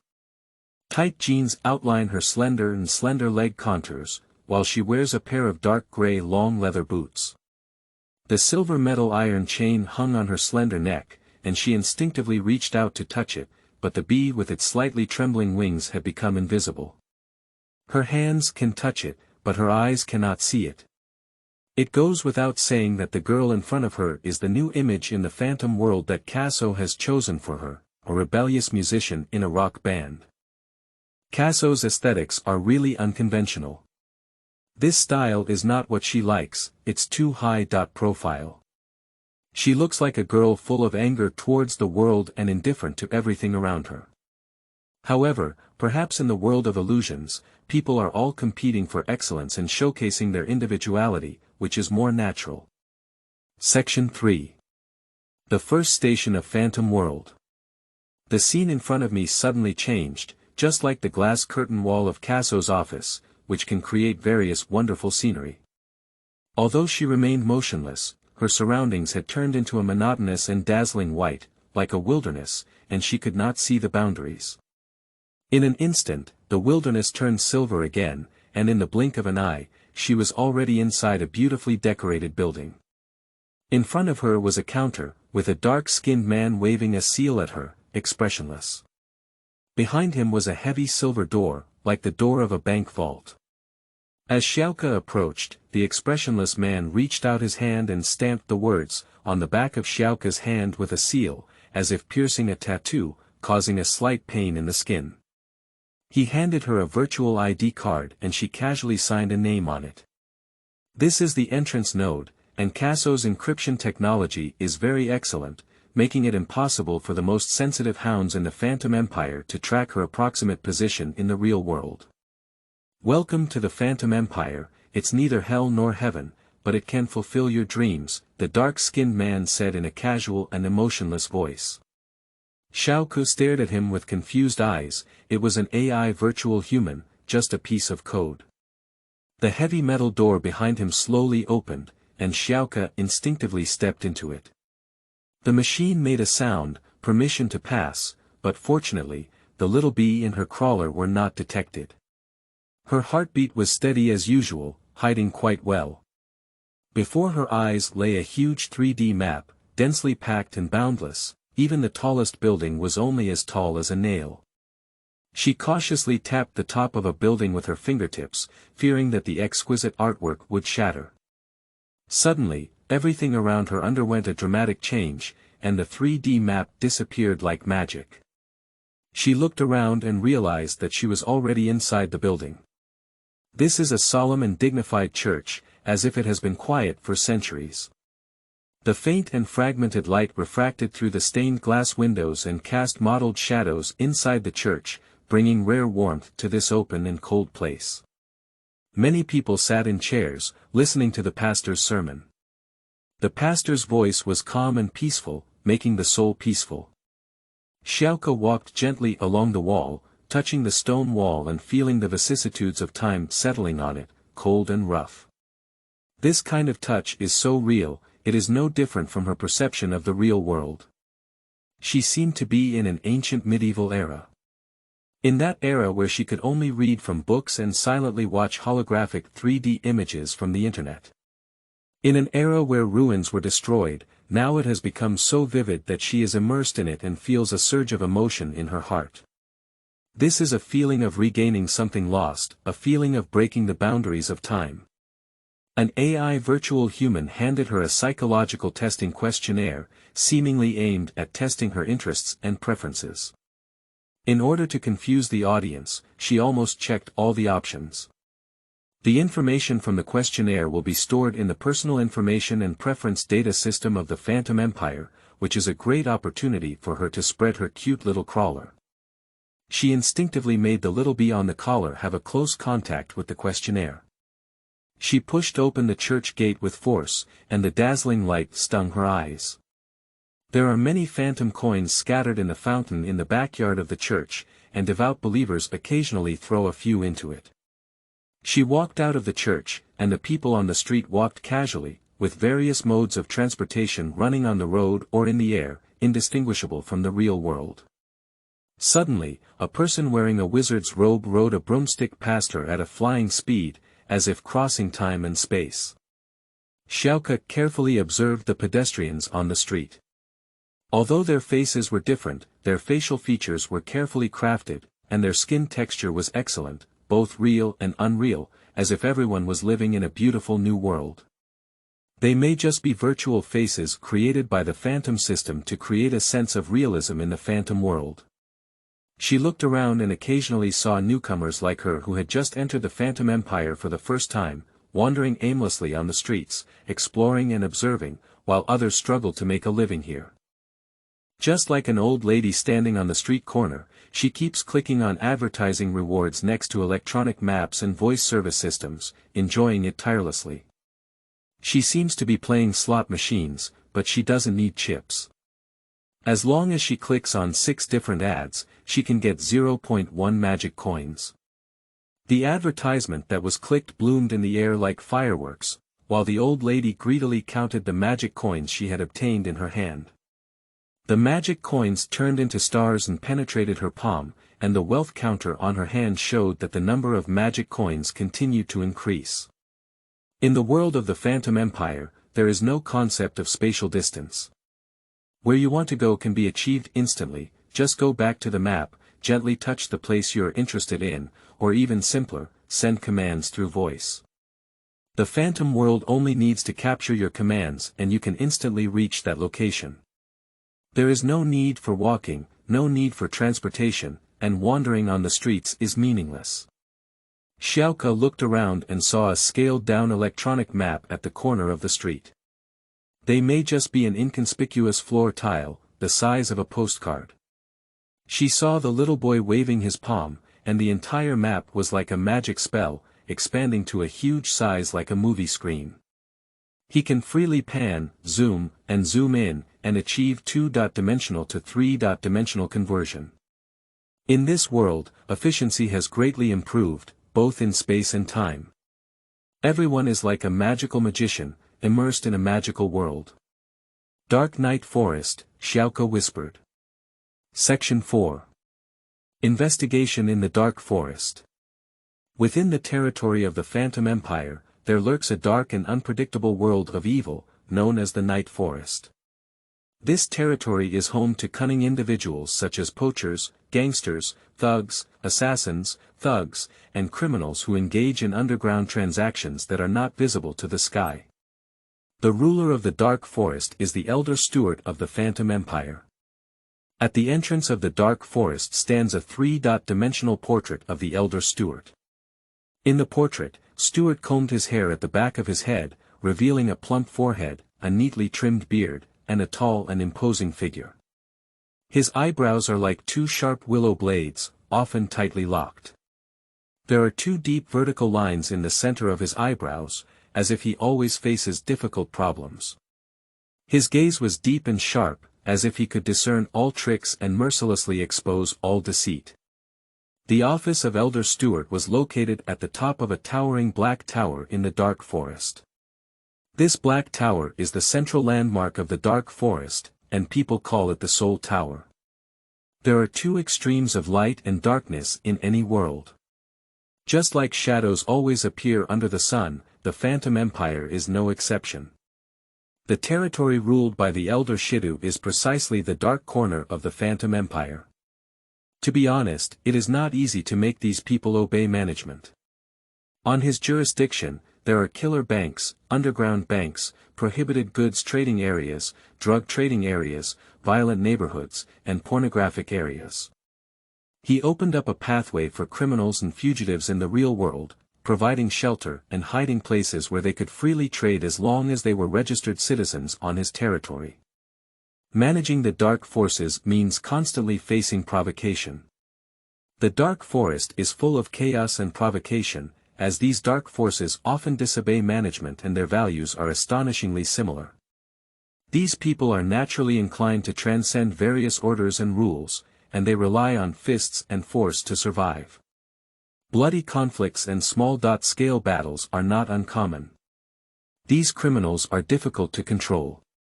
This is not only a place where they conduct transactions, but may also hide the police in the real world. They lurk inside, observe in secret, search for the clues of suspicious criminals, hoping to solve a big case. The outfit Casso prepared for Xiaoke is not suitable for the dark forest, where her image as a rock girl appears too flamboyant. Dressing game, Xiaoke muttered, immediately changing his image. She put on sunglasses, her hair turned into a head of white curly hair, and the wrinkles on her face bloomed like chrysanthemums.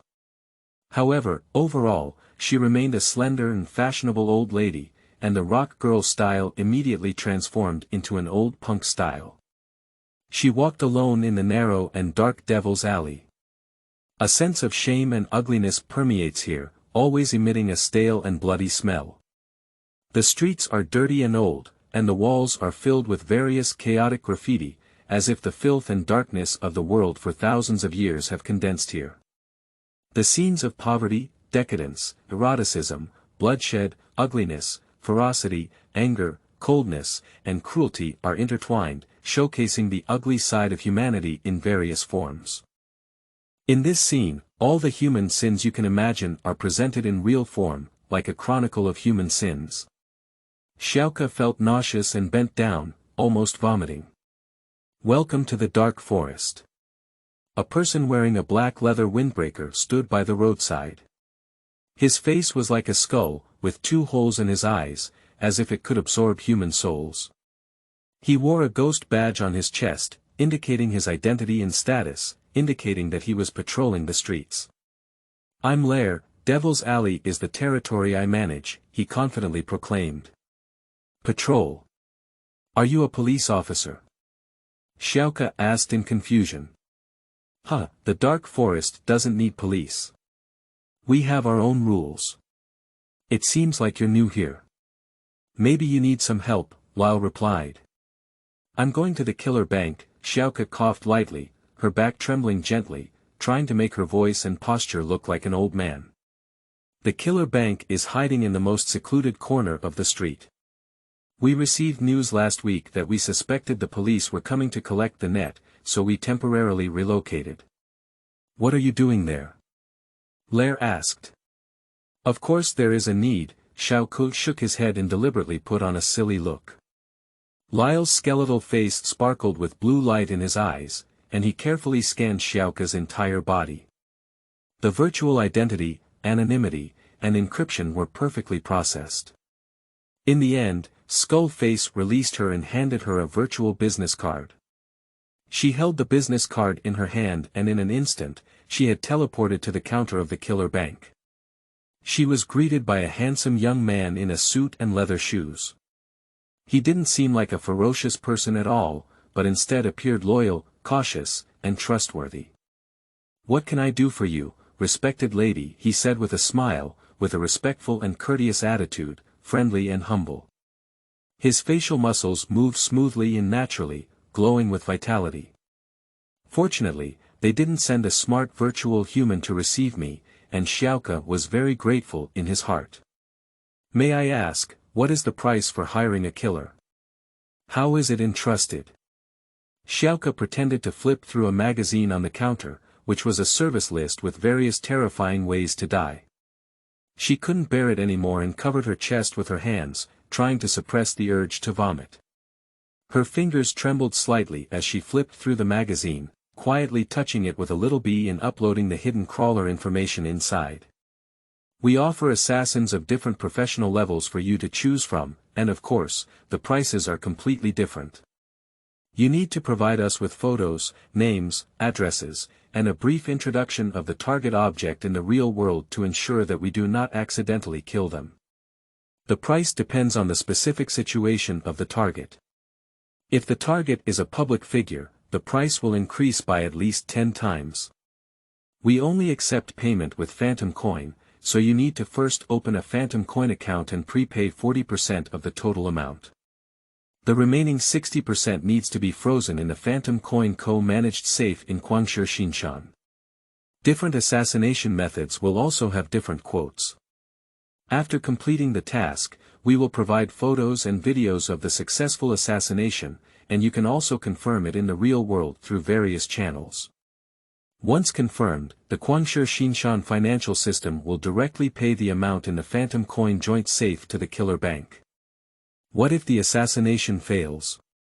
Xiaoke raised his eyebrows and asked with a puzzled expression. We rarely have failed cases. If the assassination is not successful, we will only deduct the necessary work costs and refund the remaining advance payment to the shared safe. Then, Guangshi Xinshan will refund the payment to your own fantasy coin account. If the target is an anonymous person in the phantom world, what would the quote be? Xiaoke deliberately lowered his voice and asked mysteriously, looking completely unaware of the situation. Madam, it depends on your definition of death. Killing an anonymous person in the phantom world only means kicking them out of the phantom world and bringing them back to the real world. So they can't use the same virtual ID anymore. Yes, all the data of the original virtual ID will be reset to 0. But this is not very useful because a person who died in the Phantom Empire can change their name and identity and re-enter the Phantom Empire. The cost of this operation is relatively low, and only sending a virtual world wizard killer can solve such small problems. The police of the Phantom Empire never pay attention to such cases. After all, this is not true murder. But that's not what I wanted. The system automatically matched Xiaoke with an elderly, somewhat hoarse voice, which sounded very unfamiliar. What do you want? The other person asked. You know, the old lady blinked slightly mysteriously, as if she was a bit silly. I want to hire an assassin from the killer bank to end the life of a Phantom Empire citizen that I cannot bear in the real world. Sorry, we are currently unable to provide this service. You may need to first go to the wizard's office to find a highly skilled black wizard to determine the true identity of the citizens of this phantom world in the real world, and then we can help you. Black wizard. Xiaoke frowned and put on a puzzled expression. That's right, but this matter is quite difficult. Almost no black wizard is willing to take on such a task because it violates the anonymity principle of the phantom world. It's probably difficult to find someone willing to take risks. He may have his wizard license revoked and be permanently banned from any creative or technical work in the phantom world. Even worse, once his true identity in the real world is revealed, our dark forest will be the first person to eradicate him. Such a person is too dangerous. The reason why all of us in the Dark Forest can act openly here is fundamentally because the anonymity of the Phantom Empire provides us with a protective umbrella. Oh, this is really difficult. Ko put on an expression of extreme disappointment, and regret. I used to think that in the Phantom Empire, as long as I wanted to, there was nothing I couldn't do. You can lower some requirements, kick your target object out of the Phantom world, or search for their true identity in the real world on your own, and leave the rest to us. I can assure you that in the entire Phantom Empire, you won't find any institution that can provide this service. I'm really disappointed then. There's one small matter that I haven't officially entrusted yet. So, may I ask if our conversation will be recorded by the killer bank? I'm a bit worried about privacy and confidentiality issues. The system will save conversation records for 24 hours in a short period of time. For irrelevant information, the system will clear it in a timely manner. You can fully trust the anonymity guarantee of the Phantom World. Section 5. Releasing reptiles in Guangshi Xinshan. Xiaoke strolled through the streets of the magnificent Xinshan mountain, and in front of him was a colorful holographic screen, scrolling real-time trading trends of various stocks and futures. The only bridge between the anonymity of the Phantom World and the real name of the real world is the currency exchange account, and there will always be people who want to convert the phantom currency of the Phantom World into the currency of the real world. Currency exchange and trading centers have become the core key to uncovering this secret. The security level here is the highest. However, the emergence of trading institutions like Fantasy Market has opened a huge gap between anonymity and real name. For some customers, they have a need to maintain the anonymity of cryptocurrency transactions with real-world currencies and are unwilling to disclose their real names and surnames. Therefore, in the real world, some institutions engaged in currency custody services, exchange, and settlement on behalf of others have emerged, which people call phantom markets. Users can hand over real-world banknotes to these institutions, and they will open anonymous bank accounts for the Phantom Empire on their behalf. After deducting the commission, they will put the exchanged phantom coins into these anonymous bank accounts. These bank accounts can be traded and automatically circulated and transferred, with only keys, passwords, and complex account information required for transactions. In this way, users can extract these phantom coins from the Phantom World through keys, passwords, and account information. In addition, they can also transfer funds to other cryptocurrency bank accounts through transactions. On the contrary, phantom coins can also be exchanged for cash and withdrawn through phantom coin custodians, and these funds can ultimately be returned to the real world through money laundering or other circulation methods. Guangshi Xinshan is the financial center of the Phantom Empire. In the Phantom World, no matter what kind of transactions you make, you only need one currency. Phantom Coin. Phantom coins can allow you to flow freely in the Phantom World. Guangshi Xinshan's Guangshi Central Bank controls the financial lifeline of the entire Phantom World, responsible for issuing phantom coins, maintaining phantom coin reserves that match the real economic conditions of the Phantom World, and maintaining exchange rate stability with the currencies of real-world countries to ensure that there is no problem of vicious inflation or excessive currency issuance. Guangshi Xinshan is a world of money, filled with virtual silver and white phantom coins, emitting a soft and warm light, like snowflakes under the winter moonlight, falling in the street scenery, day and night, constantly reversed. In this world, there is no alternation between day and night.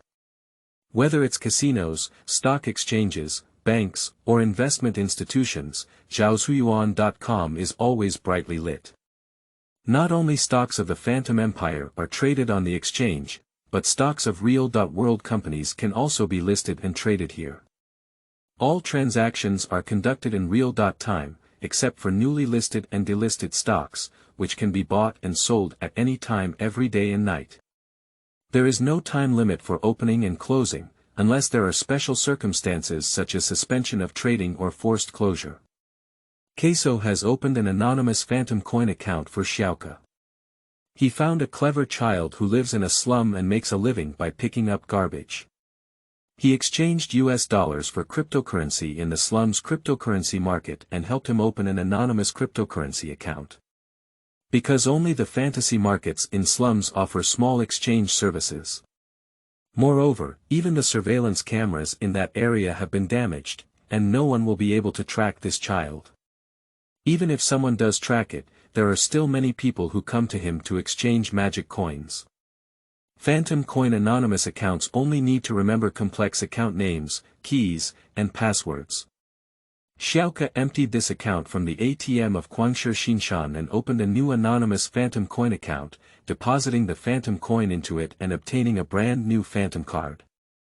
She used this magic card to open another stock and securities account, and anyone with enough funds can open an account without any restrictions. She wandered curiously, observing whether it was ATM machines, slot machines in casinos, gambling counters, stock trading consoles, or currency self-service machines in the real and phantom worlds. She effortlessly threw them into her cute little crawler. Those adorable crawlers will only start missions after she leaves the phantom world, swallowing the wonderful security code to her heart's content. I hope the misty web won't be discovered, she prayed to herself. It's time to leave the Phantom Empire. Chapter 4. Mist Weaving Network. You are listening at Novel Full.audio. She was immersed in a beautiful dream. In the mist, the sound of rain reached his ears. At first, it was a faint ticking sound, but then it gradually became rapid and continuous, like small pearls falling densely. He gently took off his eye mask, rubbed his sleepy eyes, and reluctantly left the warm bed. Opening the window, I found that it was not raining outside, and the dark sky gradually turned white. If it doesn't rain outside, then the sound of rain is a bad omen. He set the security system alarm of the Phantom Empire to rain, and the strength of the rain represents the severity of the crisis. He quickly pushed open the bedroom door and rushed into the study. The blue faint light still flickers on the photon data storage device, but the nearby processor keeps flashing orange light, which is an emergency alarm issued by the system. These processors are responsible for monitoring abnormal situations in the security alert system of the Phantom World and providing a direct channel to the Phantom World. Ishii opened a high-resolution, high-color, and ultra-clear screen. Although people now rely on holographic projection technology and any object can act as a screen and display, he still favors the old curved screen. The curved screen surrounds his desk, forming a semi-circular shape, and the screen is divided into 9 windows. He began to examine the code. Several covert web crawlers crawled data and code from the Mist Web, the security system of the Phantom World, as well as information and code from other Phantom Worlds. These data are stored in fragmented data streams and transmitted to different data transfer stations. Due to the excessive dispersion of data, the weak flow of data did not initially receive the attention of the Mist Weaving Network. After the cumulative sum of scattered and fragmented data streams reached a certain threshold, the Mist Weaving Network began to issue server pressure and security alarms. He called a software that automatically detects and eliminates crawlers on another host to prevent them from continuing to work. There are always some people who try to break through the law, crawl the code of the Phantom World, and pry into the technical secrets of the Phantom World. Perhaps out of curiosity, or perhaps out of a challenging mentality, these people have their own thoughts, but they must not be allowed to succeed. The protective barrier of the Mist Weaving Net must not be broken through. He urgently sent messages to several wizards from the Phantom Empire Wizarding Society. These wizards are usually computational science geniuses, data engineers, or hackers in the real world. Just a few seconds later, a response came from the instant messaging channel, accompanied by a bead-like buzzing sound. A male voice that had been altered by a voice changer came out, and these wizards always tried to hide their identities in the real world, and their vocal characteristics were no exception. JQ, I just realized that this crawler is not ordinary cunning. Ice Cave Z is not just a crawler, but several with extremely fast replication and reproduction speed. I don't know who's so brave. It's so unruly, too arrogant, too excessive. Ice Cave Z, please check the data export node to see if there are any suspicious clues for tracking.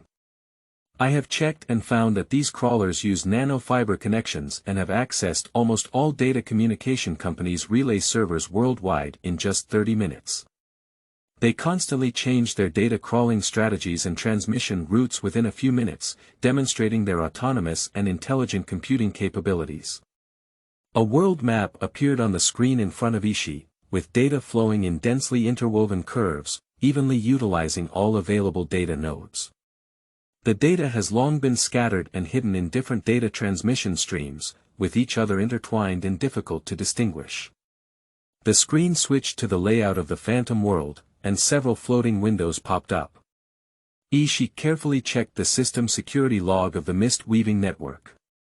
He traced back to the time when the earliest crawlers began crawling and transmitting data, and the source of the data transmission stream was clearly marked on the map of the Phantom world, with a clear view. The crawler program was launched in 3 locations simultaneously. One was the survey system of the small church. Damn it, this system had data interaction with the user profile database, so the crawler was also brought into the database. One was the killer bank of the dark forest, and the other was the casino of the Guangshi Xinshan. She quickly discovered the problem. Ice Cave Z, save all the surveillance video data from these 3 locations 30 minutes before the crawler attack, do not delete it, and store it in data space TS8. 2. She decisively issued the command, no, move forward a bit, advance to 24.36 hours, and let artificial intelligence conduct a comprehensive diagnosis of the surveillance data recorded in the Phantom world to identify suspicious areas. His sixth sense told him that the crawler program has delayed attacks. Although it has only been 30 minutes since the attack, to find the root cause of the problem, it is necessary to trace it back to an earlier time point. Obedience, Lord Junkie JQ, it has been properly arranged.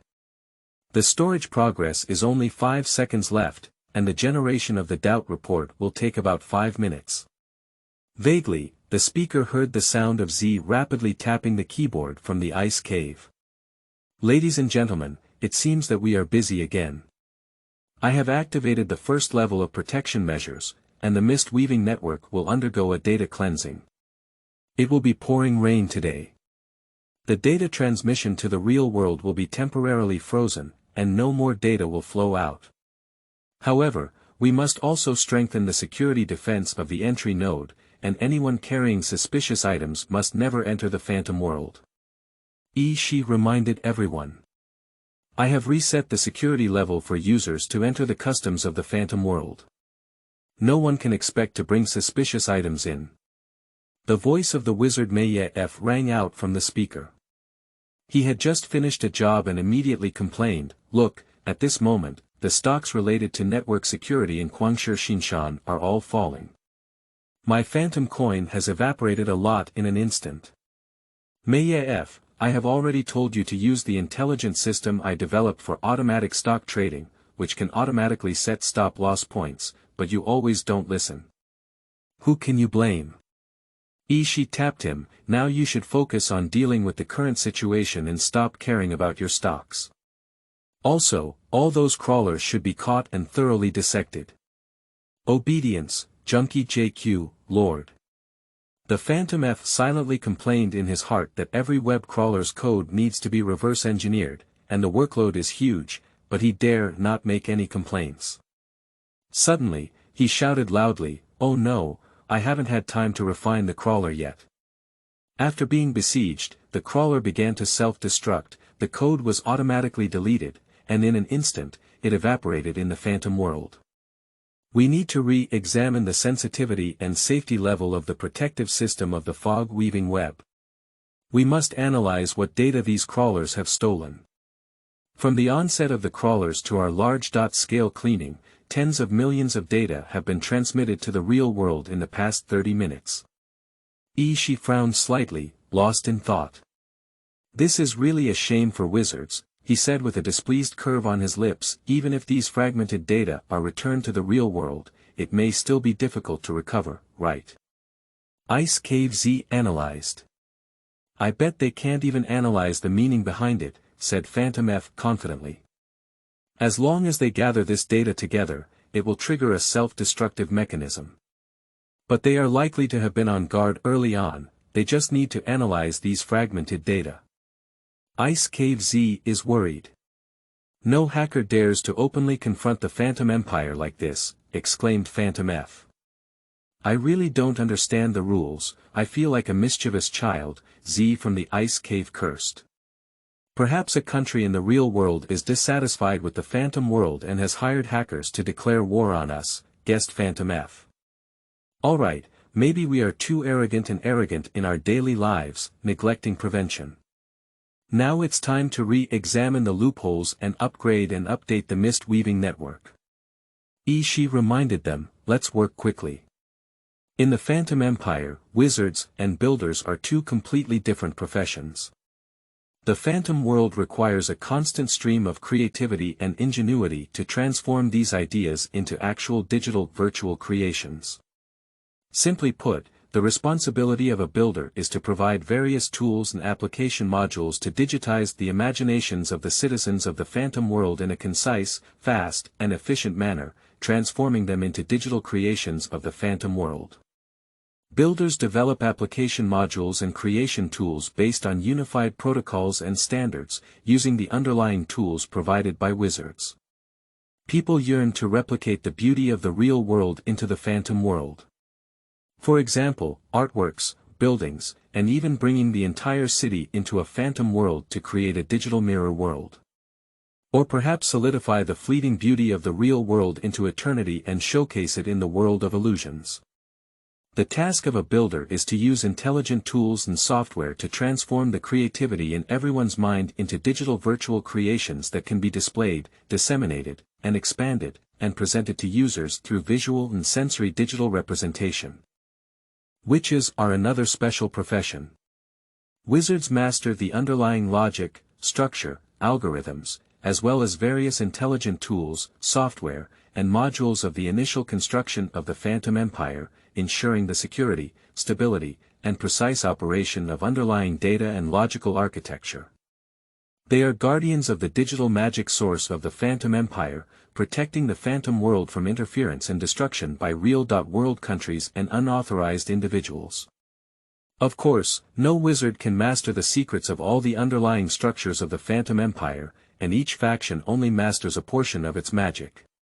Different schools of wizarding will remain silent about the part of magic they possess and only teach it to their own school of wizarding apprentices. Witcher apprentices must undergo rigorous assessments, including intelligence, ability, morality, and character. Only apprentices who are favored by top wizards can access the underlying logic and structure of the phantom world. In the world of wizards, deception is absolutely intolerable.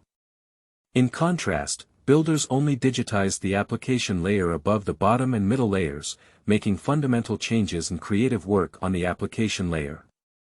They are digital engineers in the phantom world, responsible for achieving digital expression of creativity and creative ideas. Wizards and builders each have their own privileges and authority. But wizards have higher authority than builders. As a wizard, one naturally has the power to access and examine the underlying and intermediate data, logical architecture, and underlying code of one's own genre, without the need for trickery or crawling. As a builder, with the expansion of professional level and boundaries, one can naturally access the open-source software tools and application modules required by the application layer, and have access to the open-source code of other builders and channels. Any act of plagiarism, copying of data information from the Phantom World system that violates the rules of the Builders Guild or the Wizards Guild will be immediately detected and triggered by the powerful computing and security systems of the Phantom Empire. Who copied which code? Who referenced someone else's code? Who used modules invented by others? All of these will be recorded by the bottom and middle layers of information and cannot be tampered with. Therefore, as a builder or wizard, one only needs to learn and obtain this data and code with integrity. This mechanism maintains the integrity and transparency of the wizarding and construction industry. If someone dares to use crawlers, it means they are not a builder or wizard. Because using web crawlers is a fraudulent and theft activity against the Phantom World, one of the despicable acts of attempting to subvert and destroy the Phantom Empire. It is absolutely illegal in the Phantom World. Once discovered, the Phantom system will record its personal portrait data and EEG biological data. If recognized by the system again, one will be mercilessly expelled from the Phantom World. Anyone who wants to try the law must carefully consider such risks. Phantom Empire, Wizarding Society. The Wizarding Society of the Phantom Empire is like a towering and ancient castle. The brick walls of the castle are entwined with lush green vines, which stretch out their tentacles and remain vigilant, blocking out unexpected visitors and grabbing or crushing them. Around the castle, there are either bottomless cliffs, rolling moats of magma, or dark forests blocking the sky and sun. There are various terrifying monsters scattered everywhere, including venomous snakes, scorpions, centipedes, as well as highly poisonous arrow frogs and other evil creatures. They are always ready to take action against sudden visitors, take a bite, and leave them in a daze, returning to the real world.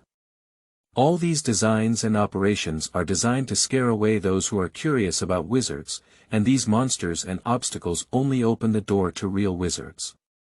The castle of the Wizard Society appears and disappears on the map of the Phantom Empire, and wizards do not like to be disturbed. They only display the geographical location of the Wizard Society castle on the map of the Phantom World when they think it is necessary. In the highest level conference hall of the Wizarding Society, there was chaos.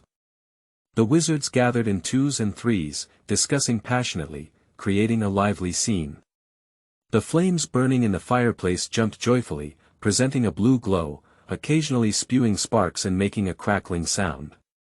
The floor of the hall is paved with handmade and exquisite Turkey wool carpets, and the walls are covered with world-famous paintings.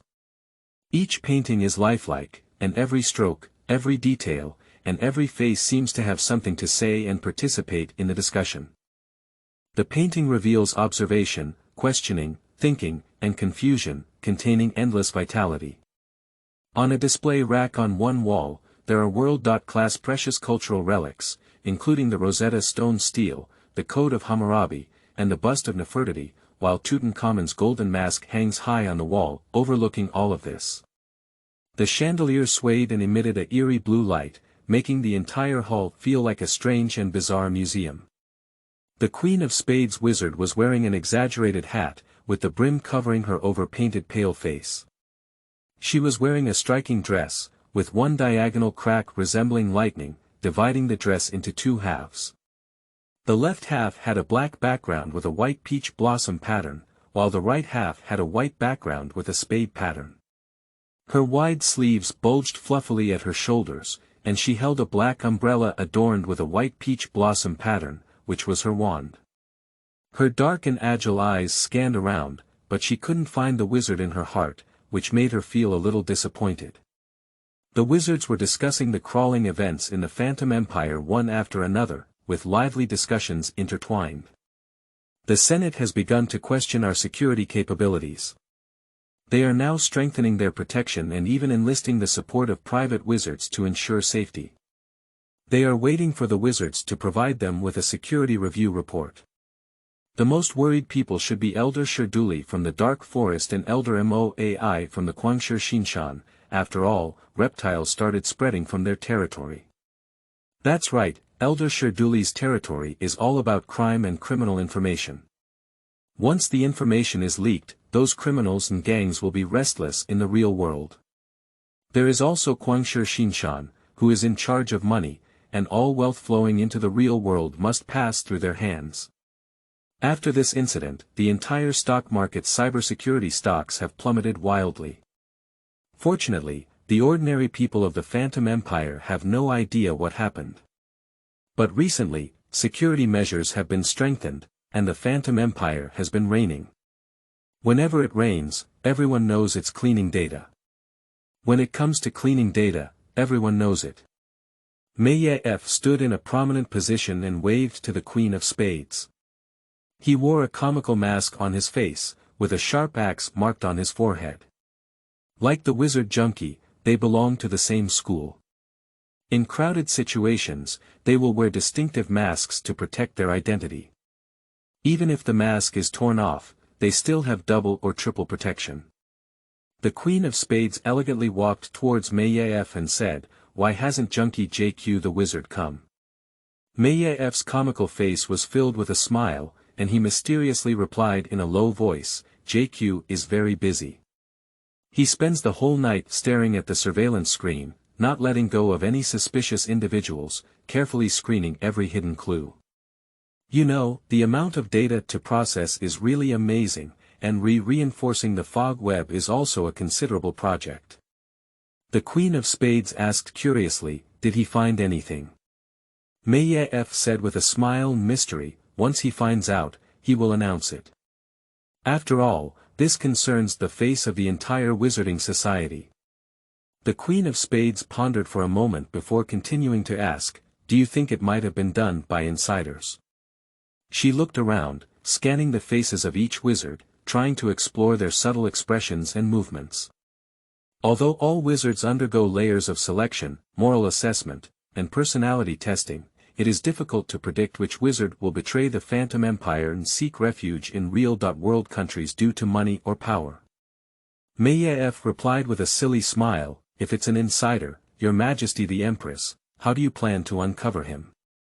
The Queen of Spades pondered and said, what is the motive for crawling this data? If it were a white hat hacker from the real world who could easily become a wizard or builder after entering the Phantom world, studying this data and code would be enough. Why crawl such a huge amount of data? It is obvious that by doing so, Zhaoshuyuan.com does not want the Phantom world to be aware of the true attempt to crawl data.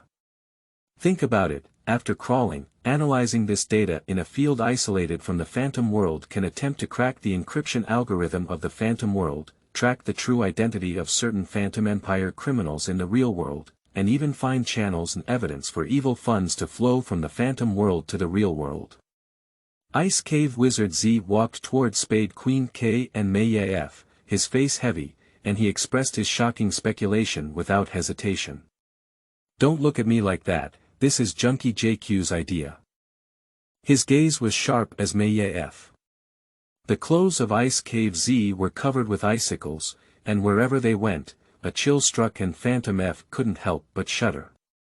Meyev boldly said, perhaps this is just the beginning. Countries in the real world have long been dissatisfied with the Phantom Empire and may be preparing to take action. If it were done by an internal wizard, it would be absolutely terrifying. Queen K of Spades pursed her lips, and the problem before her was very tricky. She said, I don't know who else to trust except for Wizard Junkie and Mr. Markline. Anyone can become an insider. Her eyes sparkled with caution. Don't be pessimistic, you still have trustworthy people, such as us loyal brothers of Junkie JQ. Meyev smiled obsequiously. However, JQ feels that this is more like a naive and ignorant novice. The wizard in Ice Cave Z said. Queen of Spades, JQ asked me to send a message. If you believe that it is the work of insiders, can you secretly investigate these wizards and list trustworthy people? At the same time, reveal potential threats. Queen K of Spades coldly replied, if this is the order of Junkie, I will definitely investigate. Chapter 5. Reverse Exploration. You are listening at novelfull.audio. The files of the 8 elders of the Phantom Empire have been sorted out and are quietly lying in Xiaoka's computer folder. These documents contain the brilliant achievements of each veteran, as well as their activity trajectories and time logs in the Phantom world. Although the data crawled from the Phantom world is somewhat scattered and incomplete, and some of the code self-destructs resulting in data loss, overall, these pieced-together data are sufficient for the most basic analysis of the elder, including preliminary analysis of personality, psychology, profession, knowledge, and social networks. Xiaoka specifically returned to ARF Earth Base to find Sean. Because Sean excels in biotechnology and artificial intelligence technology. He has a self-developed analysis software that can analyze the overall data profile of a specific target object, extract typical feature values, and reverse calculate the possible gene combinations or gene codes of the target object. The purpose of Xiaoka's trip is to discuss with Sean the feasibility of inferring the genetic characteristics of the elder in the real world by analyzing his data profile and typical feature values. Sean and Xiaoka are both slaves of ARF Star and are one of Xiaoka's close allies. After a few days without seeing each other, Sean finally gained the recognition of Ament, the head of the ARF Earth base, and successfully became Mr. Ament's assistant. Sean's job responsibilities also include managing the star-slave archives of the AMIX galaxy on Earth, collecting genetic samples and archives of various intelligent life forms on Earth. Therefore, he is familiar with the personality, intelligence, strengths, weaknesses, aggression, defense, thoughts, and genetic combinations of each star slave. He is also responsible for liaising with the amazing talent company of the AMIX galaxy, selecting and matching the most suitable star slave to complete the task based on the needs and mission settings of the Earth employer. Therefore, Sean is well aware of how difficult and challenging the task that Xiao Ku is taking over. Sean often develops seemingly strange and useless programs. For example, he developed a program that can identify them based on the feature values in star new portraits without reading information from trackers and protein chips. Some star slaves, in order to evade surveillance, will dismantle trackers and protein chips in their bodies, undergo plastic surgery or change their genes. But fundamentally, certain characteristics of the star slave will not change, such as personality, movement and posture, way of thinking, and facial expression habits. Sean's idea is to identify star slaves through abstract eigenvalues without consuming more resources from ARF stars, which is an advancement. This method is like solving a case by a detective, giving him a sense of achievement. He strives for his developed program to have a keen eye and be able to see the most essential features in data profiling. Xiaoke, each person's genetic combination and code determine their intelligence, physical fitness, way of thinking, learning ability, response to difficult problems, judgment, personality, weaknesses, and strengths. This process is like a chemical reaction, or running a piece of code, running a program, inputting specific variable factors, and calculating different results according to a complex formula. Sean is a typical technical man who works seriously and seriously. Understood, Sean, isn't that how we made it? ARF star only needs to input the required variable characteristic values, and the system can calculate the gene combination code to achieve the goal. Then ARF star scientists search for the required gene fragments from the gene library or collect them on Earth, and piece them together based on the gene combination code. Little Ku's eyes are clear and agile like broken jade. Yes. Only our planet ARF understands the magical and complex relationship between this set of genetic codes and characteristic variables, such as character traits, ability portraits, etc. This is the core trade secret of our planet ARF and the foundation of its foothold in the AMIX galaxy. Other planets require our technological capabilities, and Earthlings' biotechnology has not yet reached this level. Sean's face was solemn, knowing that Little Ku had something to ask of him. That's why I came to find you. If Earthlings had already mastered the genetic code, I wouldn't need to come to you, Xiao Ku said stubbornly. Do you really want to use our ARF star people's core technology to solve the task difficulties you are currently facing? In my opinion, the Star Slaves' first mission is like their own debut stage show. It's best to solve it with their own abilities, rather than seeking shortcuts from me. Although Sean and Xiao are close friends, he must also speak clearly. She can't always think of getting something for nothing and shifting her tasks to him, it's too unfair. Don't be nervous. Sean, take it easy. I just want to discuss the technical feasibility with you. Xiaoke's face showed a sly and sweet smile, and she knew that if she wanted Sean to help, she had to let him down his guard first. Okay, but when it comes to technical feasibility, what you want to achieve is not as simple as you imagine. Sean shook his head helplessly, often unable to resist Xiaoke's persistent fighting. Why? I think the technical approach is very clear. Xiaoke's eyes flashed with a light, and before Sean could interrupt, she continued, the first step is to import these fragmented, scattered, and pieced together behavioral data into your analysis program, and derive a comprehensive portrait of a person's personality and abilities. The second step is to infer the possible gene combination features of this person in reverse through their comprehensive data portrait and obvious feature values. The third step is to further derive the possible dominant characteristics of these individuals from possible genomic features, such as hair color, blood type, facial shape, genetic disease characteristics, and other external characteristics. Xiaoke used gestures to outline the technical path map on the holographic screen, her face appearing pale pink under the light, and her eyes sparkling with excitement and hope. Sean couldn't help but pour cold water on her in the end. He walked up to the holographic screen and fiercely drew a few forks in the connecting parts of the technical roadmap. Have you seen it? There may be data gaps in every step, which can lead to incorrect or inaccurate deduction results, ultimately deviating from the truth. The conclusions you draw can seriously mislead you.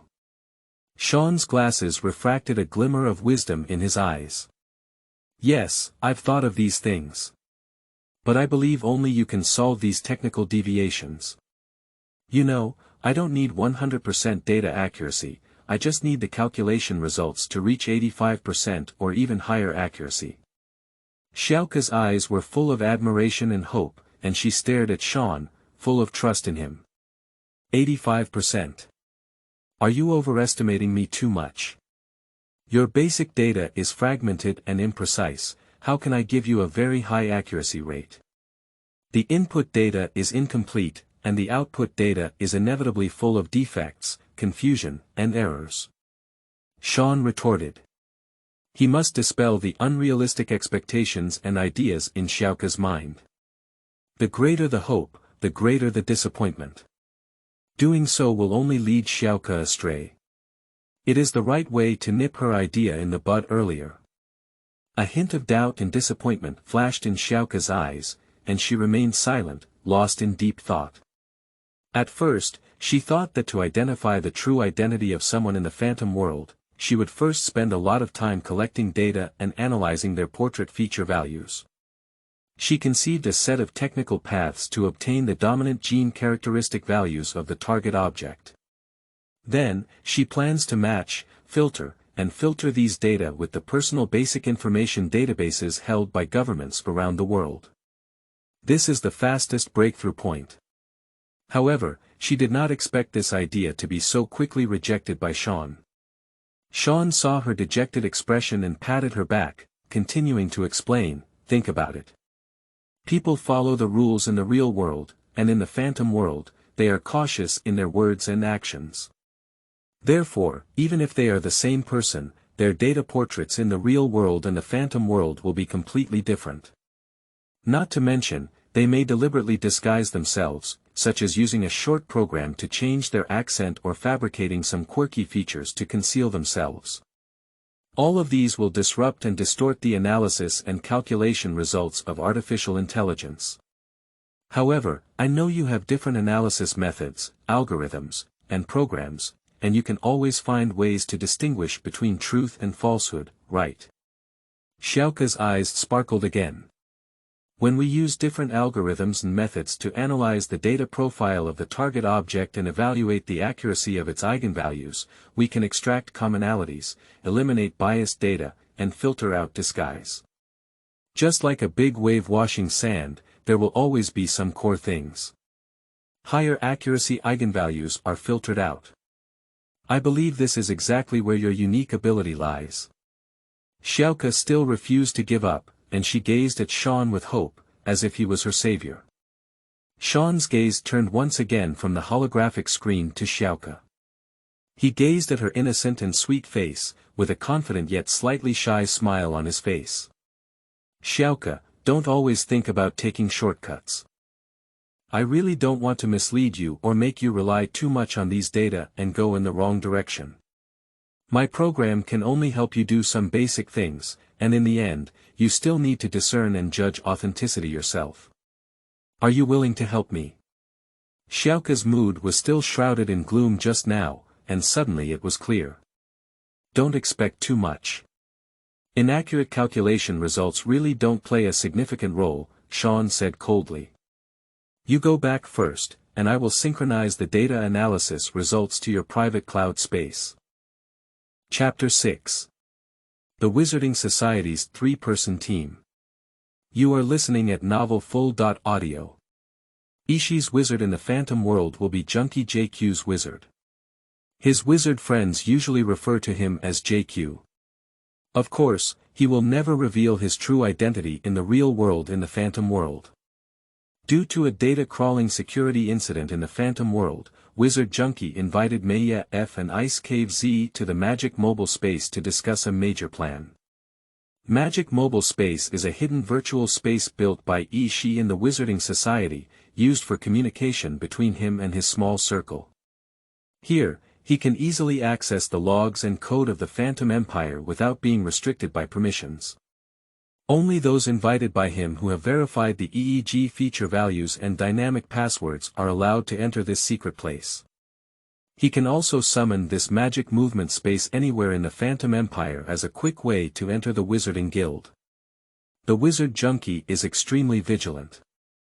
Most of the time, he is not like ordinary people who wear phantom clothes, immerse themselves in illusions, or wear phantom tools to experience everything about the Phantom Empire. Wizards always have to leave themselves a way out, don't they?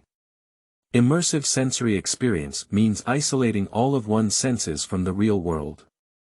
This means that in the real world, one's electronic devices, network ports, and firewalls are in an unattended state, with doors wide open and unable to respond in a timely manner in the face of emergency intrusion. A person cannot be in the Phantom Empire at the same time and constantly pay attention to the real world. If there is a slight disturbance, he will not be able to escape from the Phantom Empire in time and quickly control the network of the real world. As a hacker, once he cannot fully grasp the overall situation, he will feel embarrassed and uneasy. Unless there is a completely trustworthy partner who can watch over the online dynamics of the real world for him while he is completely immersed in the Phantom Empire. When he encounters trouble in the Phantom world, he can also find a quick way to escape the predicament. However, now he is more like a lone wolf. Before, he did have a partner. His brother Yifeng. Whenever he thinks of Yifeng, he can't help feeling sad. If he finds another partner, he will feel that it is a betrayal of Yifeng. Moreover, he cannot fully trust a new partner, and it is difficult for him to completely entrust his fate to another person. So, he is willing to choose a simpler way to enter the Phantom Empire, such as wearing phantom eyes. Once he wears the phantom device, he can simultaneously view the computer screen of the real world and the holographic stereoscopic image of the Phantom Empire, freely switching between the two. The main user group of the phantom device includes miners and hacker wizards or cybersecurity engineers who have a strong paranoia about privacy and security protection. For miners, placing them under brain electrodes too early may cause damage to the brain. Phantom devices only isolate senses such as touch, smell, and taste from the Phantom Empire, but visual experiences and brainwave signals can still freely shuttle through the Phantom world. As a hacker, in order to balance the real world and the Phantom world at the same time, you must give up certain things, such as sensory experiences other than visual ones. When the Wizard Junkie walked into the magic movement space, the Wizard Maya F and the Wizard Z from the Ice Cave were chatting and discussing some tricky questions about the recruitment exam for wizard apprentices. The exam questions for this time must increase in difficulty, Junkie JQ said seriously to Maya F and Ice Cave Z, refusing to pass the questions early, cheating, and any backdoor behavior. It is necessary to ensure the quality and entry level of the recruited wizard apprentices.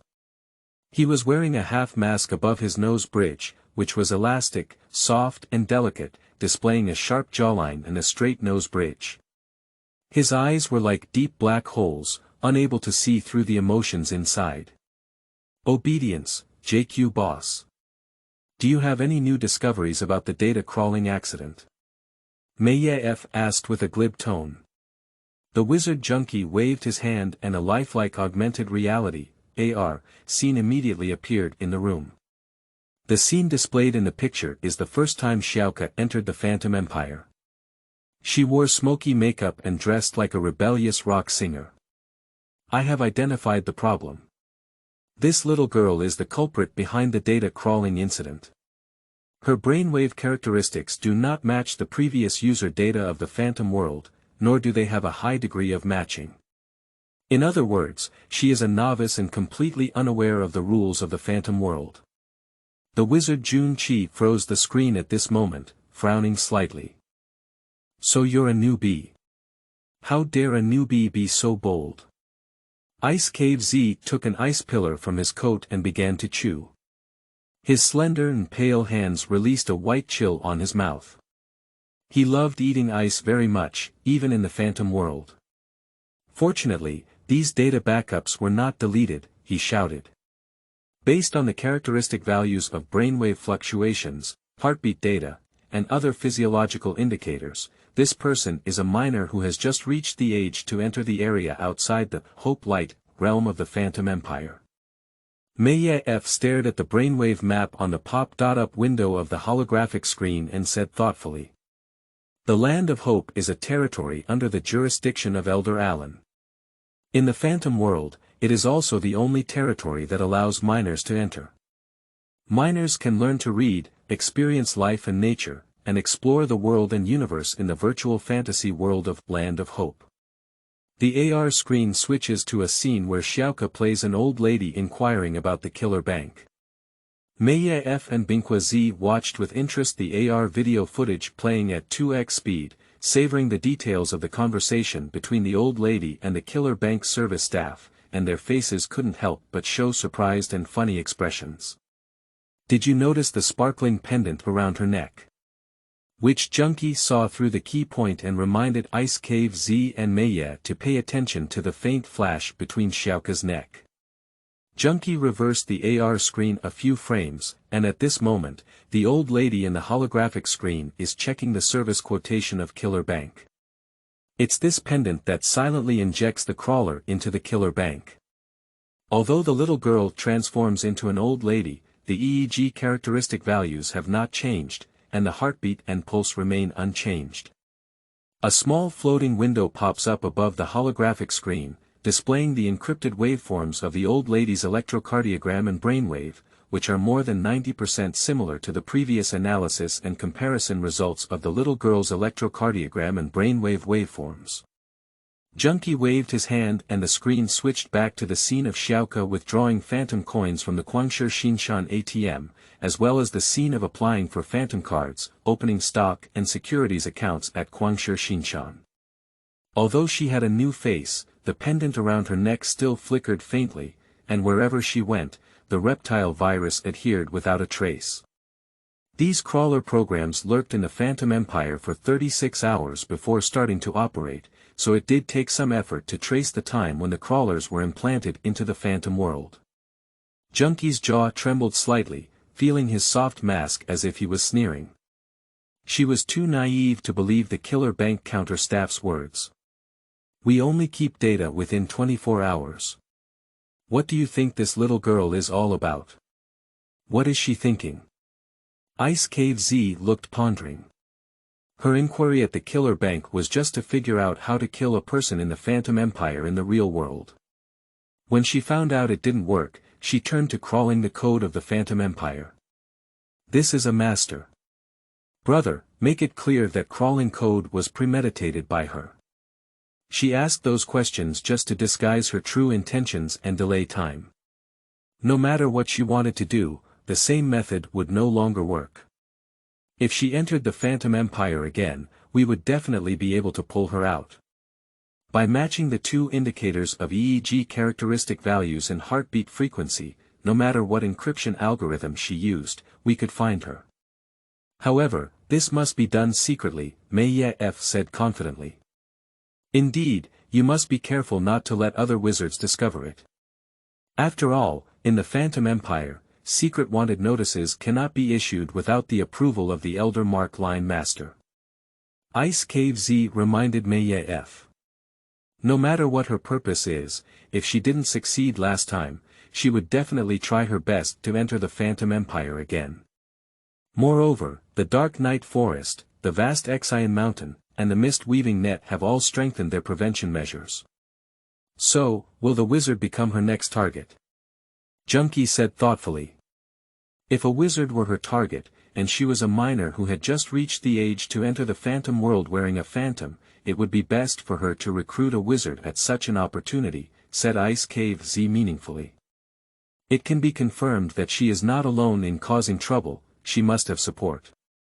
Guys, uncovering her is only part of the goal, not the whole. Our ultimate goal is to uncover everything behind her and figure out what her intentions are towards the Phantom Empire.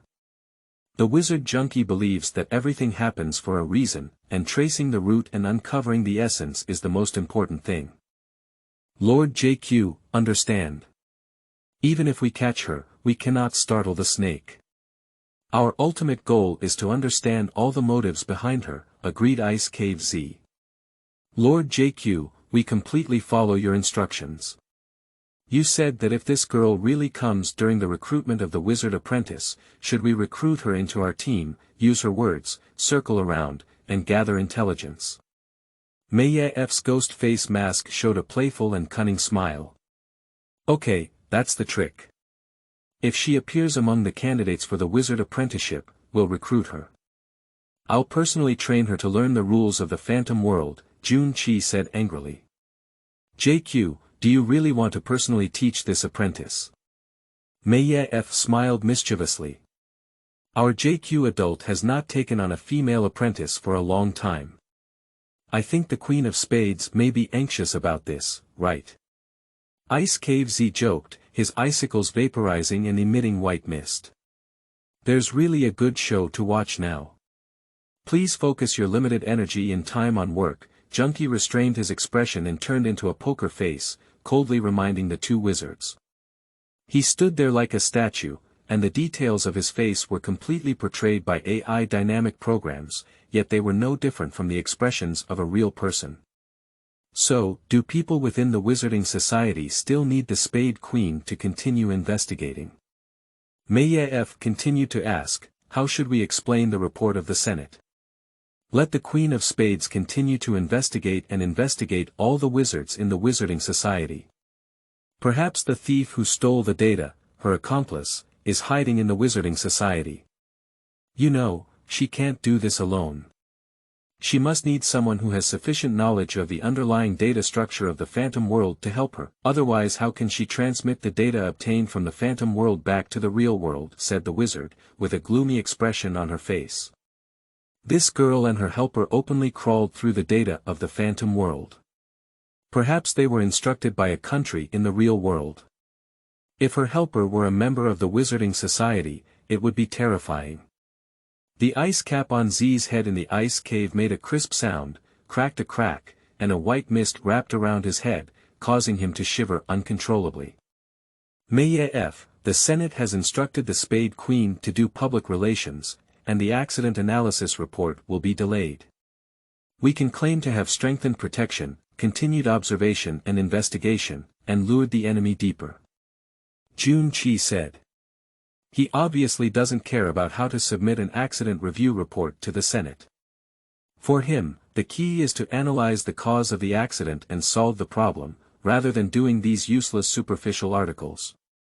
Don't worry, I will definitely fulfill my mission and bring my words to the Queen of Spades.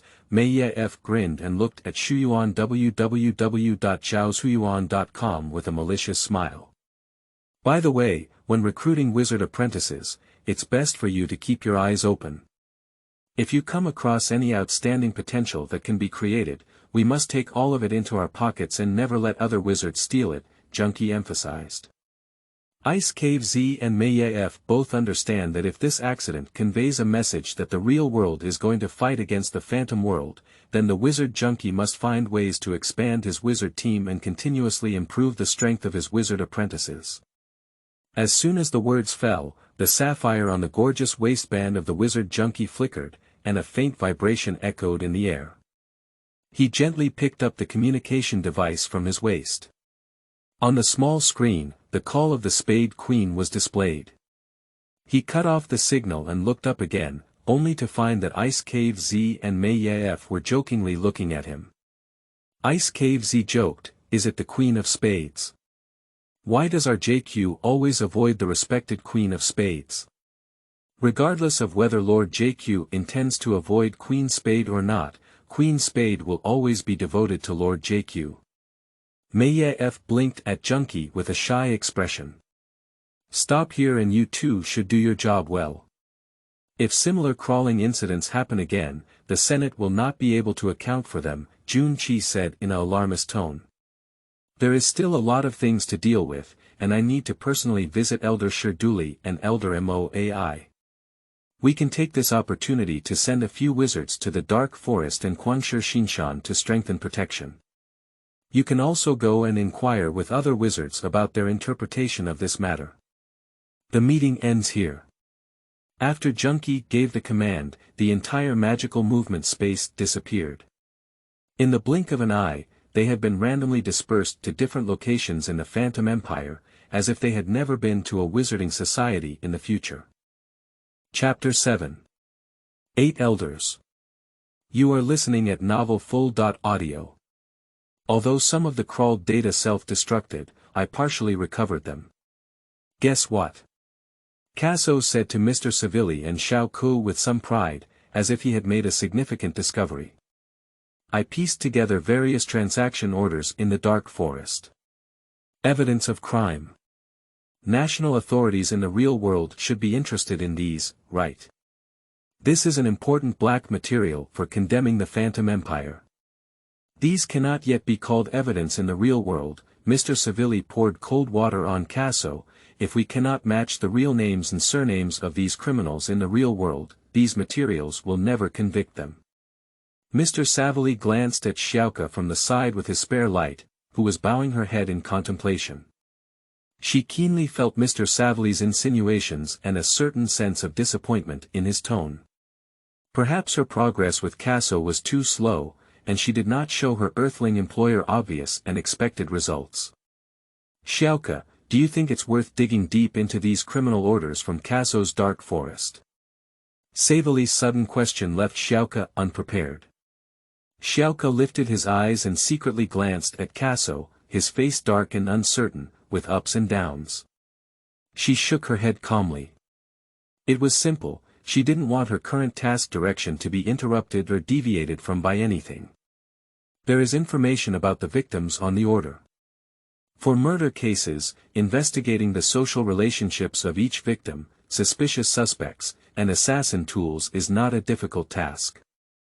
However, my task is not to solve these small cases, which will distract me. At this moment, I must focus on time and energy, find out the true identities of the 8 elders in the real world, isn't it? Xiao Ku said bluntly, not sure if this answer is what Mr. Savilli expected. She carefully raised her eyes to observe Mr. Savilli, unable to discern his emotions. Speaking of the true identities of the 8 elders, what groundbreaking progress have you made? Mr. Savilli hit the nail on the head and went straight to the topic. Casso's gaze dodged and he remained silent. He gestured with his eyes to let Xiaoka speak first. I have roughly sorted out the blurry data portraits of the 8 elders. Are you interested in learning more about them? Xiaoka cautiously asked Mr. Savilli, with a hint of timidity in his agile gaze. Casso believes that the blurry portraits she has sorted out have little practical value. But I don't know how Mr. Savilli would feel. Let's talk about it. Mr. Savilli took a sip of the hot coffee in front of him, adjusted his sitting position to be more relaxed, and leaned back in the chair. The data portraits of the elders sound quite fresh, and of course he is interested. Xiao Ku retrieved the holographic photo of Elder Allen and projected it onto the air above the conference table. Elder Allen stood on the rooftop of the senior office building in the Land of Hope under her jurisdiction, gazing at the horizon in the distance with a solemn expression. The sunset shone on her face, and the texture on her skin was delicate. Her deep blue eyes shone like sapphires. Her face is a European woman around 35 years old, elegant and intellectual. Her eyes are gentle and firm, and her expression is sincere and solemn, giving people an unconditional sense of trust.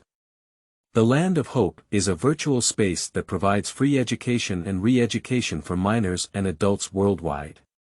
Most courses offered to minors are free. Even for adult re-education, the fees charged for courses are relatively low compared to the real world, and can be considered semi-public welfare. The courses on the Land of Hope are all conducted in rich holographic 3D scenes, with intuitive and three-dimensional scenery that allows people to be in the scene, and all virtual creations can be touched and perceived.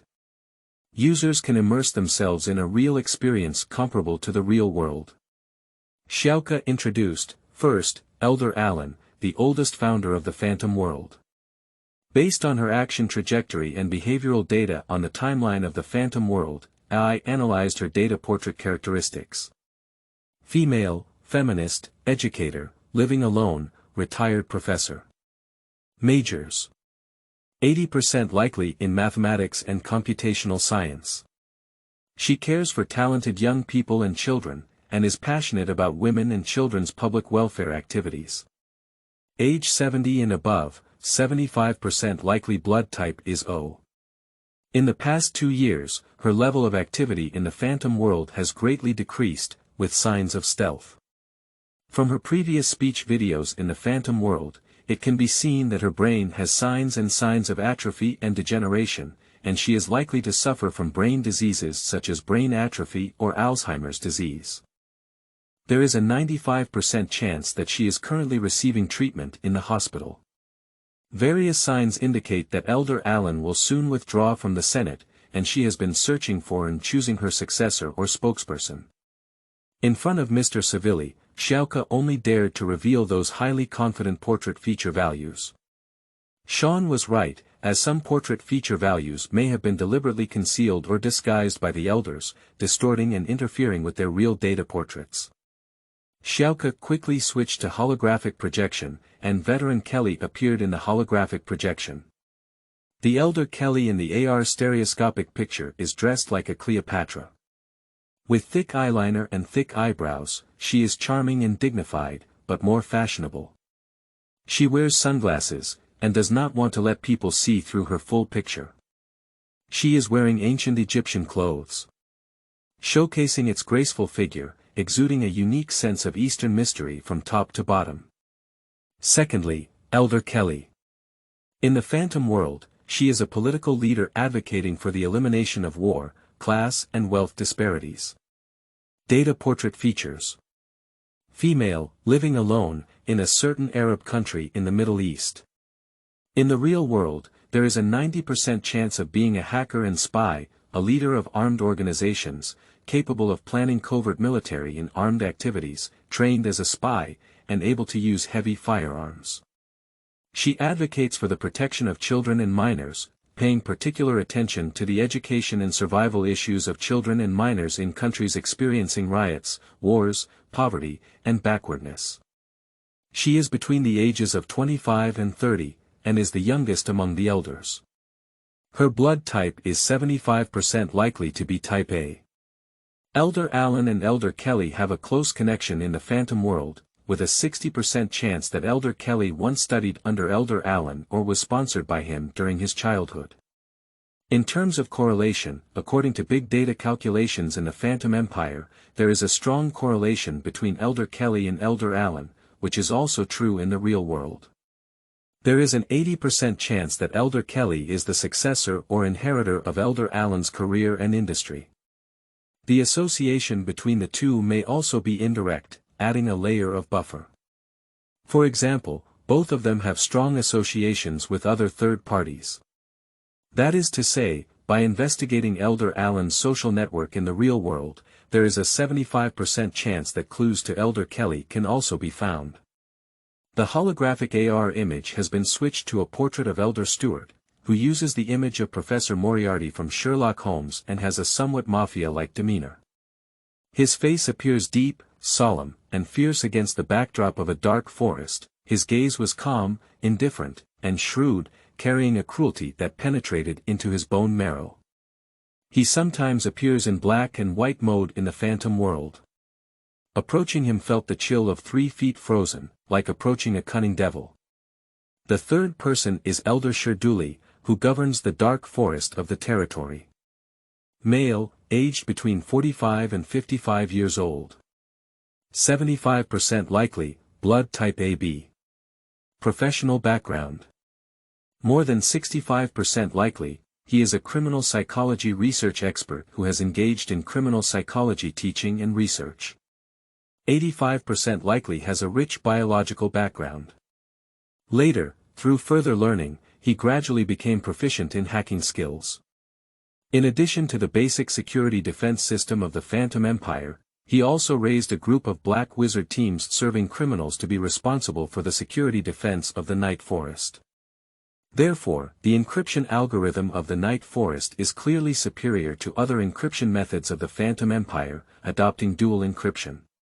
On the one hand, LunaticsDe played the role of a strategist for gangsters in the Phantom world. He provided advice to real-world gangsters and criminals, planned crime plans, and guided criminals on how to conceal evidence, hide their tracks, not be detected, or help them escape pursuit. On the other hand, the Dark Forest also holds a lot of criminal evidence from real-world criminal groups or gangs. When any criminal group or gang wants to break free from the control of the Dark Forest, veteran LunaticsDe has the ability to anonymously present the criminal evidence of these criminal groups to the police, allowing them to be arrested and scattered like birds and beasts. In the crawled data, we found some encrypted messages transmitted by the Dark Forest, which were cracked and had a threatening nature. This indirectly proves that LunaticsDe is dangerous and wandering between black and white, supporting the above inference. That is, on the one hand, he provides advice for gangs and criminals, on the other hand, he secretly provides evidence to the police as a means of threatening criminals and gangs, using this method to restrain and control criminal groups in the real world. The holographic projection screen switches again. LunaticsAI stood at the top of a mountain piled up with money, with a pitiful expression, shining golden light on his face. He opened his arms and looked down on all living beings like a deity. It seems that seeing through the world, money is just a number to him. The elder who manipulates the financial system of the Phantom Empire is muttering, "The world is bustling, all for profit, and the world is bustling, all for profit." This dynamic hologram should be a spoof of the LunaticsAI by the citizens of a certain phantom world, and the picture is full of exaggeration, ridicule, and ridicule. Fourth, LunaticsAI, oversees Guangshi Xinshan. Male, aged around 45.55 years old. 80% likely blood type AB. 85% likely, he is also engaged in financial work in the real world and is likely a senior manager of a multinational financial institution or a global financial organization. He is extremely sensitive to international political trends. He is also a highly talented individual investor. The algorithm calculates that there is a close relationship between LunaticsAI, LunaticsDe, and Elder Dominic. It seems that the three of them have engaged in some kind of secret cooperation, and they seem to have some common secret and tacit understanding. It is worth noting that data analysis shows that LunaticsAI seems to be able to predict the future. Perhaps it is the hacker team behind him who uses special AI algorithms to assist LunaticsAI's think tank, giving him the ability to accurately predict future trends. Therefore, LunaticsAI is always able to take the lead, accurately judge the trends and directions of international politics and financial markets, and seize a large amount of wealth from the securities trading market of Xinshan, which is unprecedented. The holographic image transformed, and the 3D image of the Elder Dominic floated in the air. The entire scene transforms into a cyberpunk style. Elder Dominic held his head high and gazed into the vast universe with goggles on.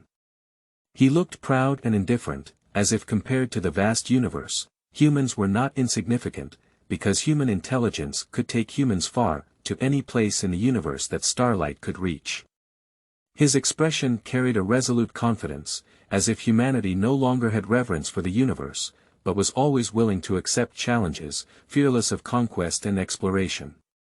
In the holographic 3D image, he is wearing a silver mechanical armor, with a robot-like stiff face expressionless, making it impossible for people to glimpse what he is thinking.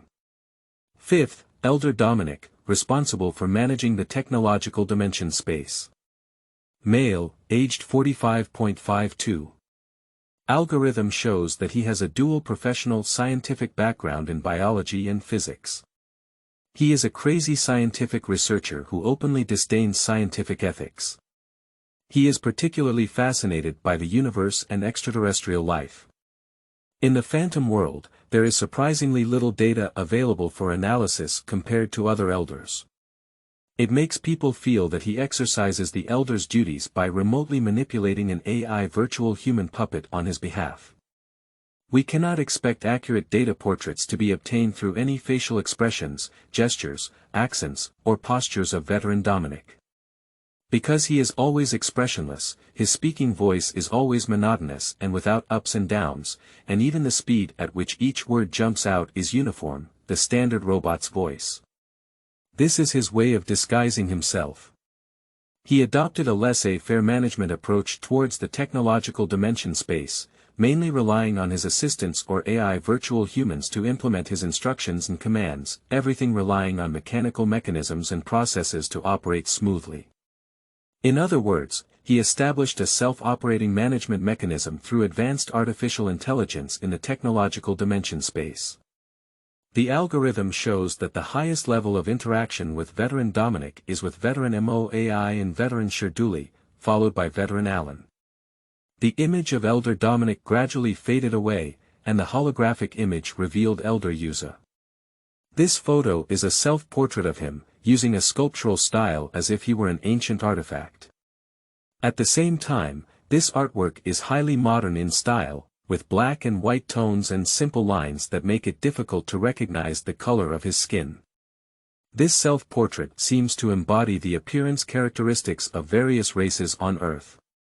This artistic creation technique is clearly intended to conceal his characteristics and clues in the real world.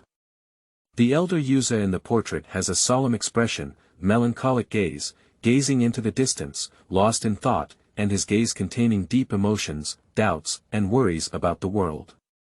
Sixth, the manager of The Phantom of Art, veteran Yuza. Male, aged 32 to 40, 80% likely, blood type A. He is 60% likely to be a painter or artist engaged in artistic creation in the real world, and 40% likely to be an art auctioneer or merchant. This veteran combines various qualities. He is knowledgeable and proficient in various fields such as AI, computational science, military, archaeology, witchcraft, herbal medicine, art, sculpture, architecture, poetry, and film. He also explores the integration of electronic technology and artistic effects. In the real world, veteran Yuza is undoubtedly a top student. From the perspective of algorithm matching, there is a positive correlation between Elder Yuza and Elder Shenyou. Yunlao Yuza is also a loyal follower of Elder Shenyou. In many aspects of art theft, smuggling, auction, or money laundering through art transactions in the real world, Elder Shenyou and Elder Yuza will have close cooperation. The holographic image now reveals another face, which is constantly changing, all from popular games in the Phantom Empire. Mr. Yuan, the Elder, likes to change his face with different characters from different games, and after a period of time, he will change it once, as if he has thousands of faces. No matter how his face changed, there was always a clown-like scar and a mocking smile at the corner of his mouth. Seventh, Mr. Abyss, the Elder in charge of Game Life, male, aged 32 to 40, with blood type B. He has an extraordinary and extreme desire for money, just like a vampire's thirst for blood.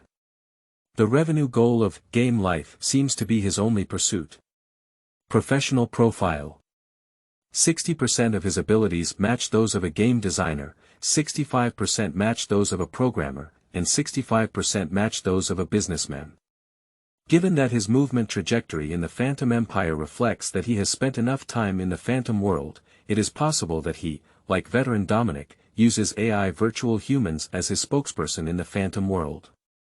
Correlation. Mr. Abyss has a close relationship with Elder Shenyou and Elder MOAI. Data analysis shows that Mr. Abyss may have been manipulated by Elder Shenyou and was pushed to power by Elder Shenyou. The holographic portrait switches to a man wearing a black wizard robe and a smiling face mask. Mr. Elder Mark Line never shows people his true face. He had a long string of keys hanging around his waist and a sharp sword in his hand, which he used to mark his territory with. Mr. Tagline's name comes from his work habits. As long as he governs territory, he will draw a marker line and swear his management sovereignty. In the past 10 years, Mr. Elder's mark line has appeared in the Phantom world very few times. He hardly appears in the Phantom world. Due to the fact that Elder Mark Line was in charge of the Wizarding Society, a group of wizards were available for him to dispatch and call upon at will. As his agent, he mostly disappeared from the Phantom world. Perhaps he was just lurking in the Phantom world as an ordinary person, observing in secret. In the Phantom world, small communities, tribes, and countries continue to grow like mushrooms after rain, all of which are territories under the jurisdiction of the Elder Mark Line. The so-called marker lines are essentially some highly defensive firewalls. Entering these dispersed communities and small tribes is often based on the mutual trust, shared values, and beliefs among members of the community and tribe. Zhaoshuyuan.com. It takes some effort for a person to enter these social circles. Firstly, many tests and challenges need to be faced. Secondly, it must be recognized and accepted by the vast majority of people in the group, which means that the majority in the circle must recognize and trust your abilities, character, and values. A typical example is the Wizard Association. Scattered communities and tribes are more self-sufficient and autonomous than being managed by elder markers. They are like isolated islands, each existing in a utopia in the virtual world. These tribal communities only purchase the technology and security services provided by Mr. Tagline and the wizards. They build their own economic, cultural, and political circles in their communities and tribes, and govern and manage themselves in their own way. 8th. Elder Mark Line, also known as Mr. Marking Line. Male, aged 49.59. Professional portrait. 70% likely pure technical personnel. Hackers, quantum computing scientists, network security engineers. Portrait features are extremely complex because he sometimes authorizes his own permissions to other wizards, causing his portrait to be distorted and distorted. That is to say, Mr. Mark Line is likely not just a person, but a code name, or a group of people. It is very likely that the wizards of the Wizarding Society take turns to serve, or perhaps any wizard in the Wizarding Society may be a puppet or spokesperson controlled by the Elder Mark Line. Xiaoke finally finished talking about all the data portraits of the elders. At this moment, the holographic images of the 8 elders are projected side by side in the air. She looked in the direction of Mr. Savili. Mr. Savili's eyes were straight and hooked as he stared at the holographic images of the 8 elders, lost in thought and expressionless, unable to tell what he was thinking. Chapter 8, Breakthrough 1. You are listening at novelfull.audio. Having said so much, do we currently know the real name and surname of any elder? Or have we found any important breakthrough? Mr. Savili leaned against the back of the chair, his right index finger lightly tapping on the table, looking as if he was thinking or a bit impatient, but his gaze seemed less sharp and softer. Casso and Xiaoke's gaze intertwined in the air, and they looked at each other without speaking first. Or do we currently only have a bunch of imprecise and blurry portraits of these elders? Without any precise clues. Mr. Savili frowned lightly and rubbed his temples. So, what do you think next? Mr. Savili, when it comes to breakthroughs, we are not completely clueless. We have one right now. Elder Allen.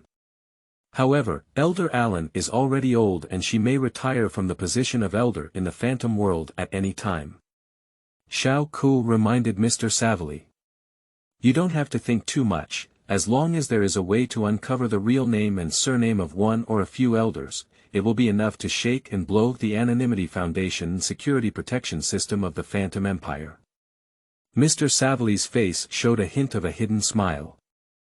I feel relieved when I say that, Xiaoke breathed a sigh of relief. She remained calm and turned to Mr. Savili. The portraits of the 8 elders mentioned above are presented in order of precision. The further down the order, the more difficult it is to trace their real names.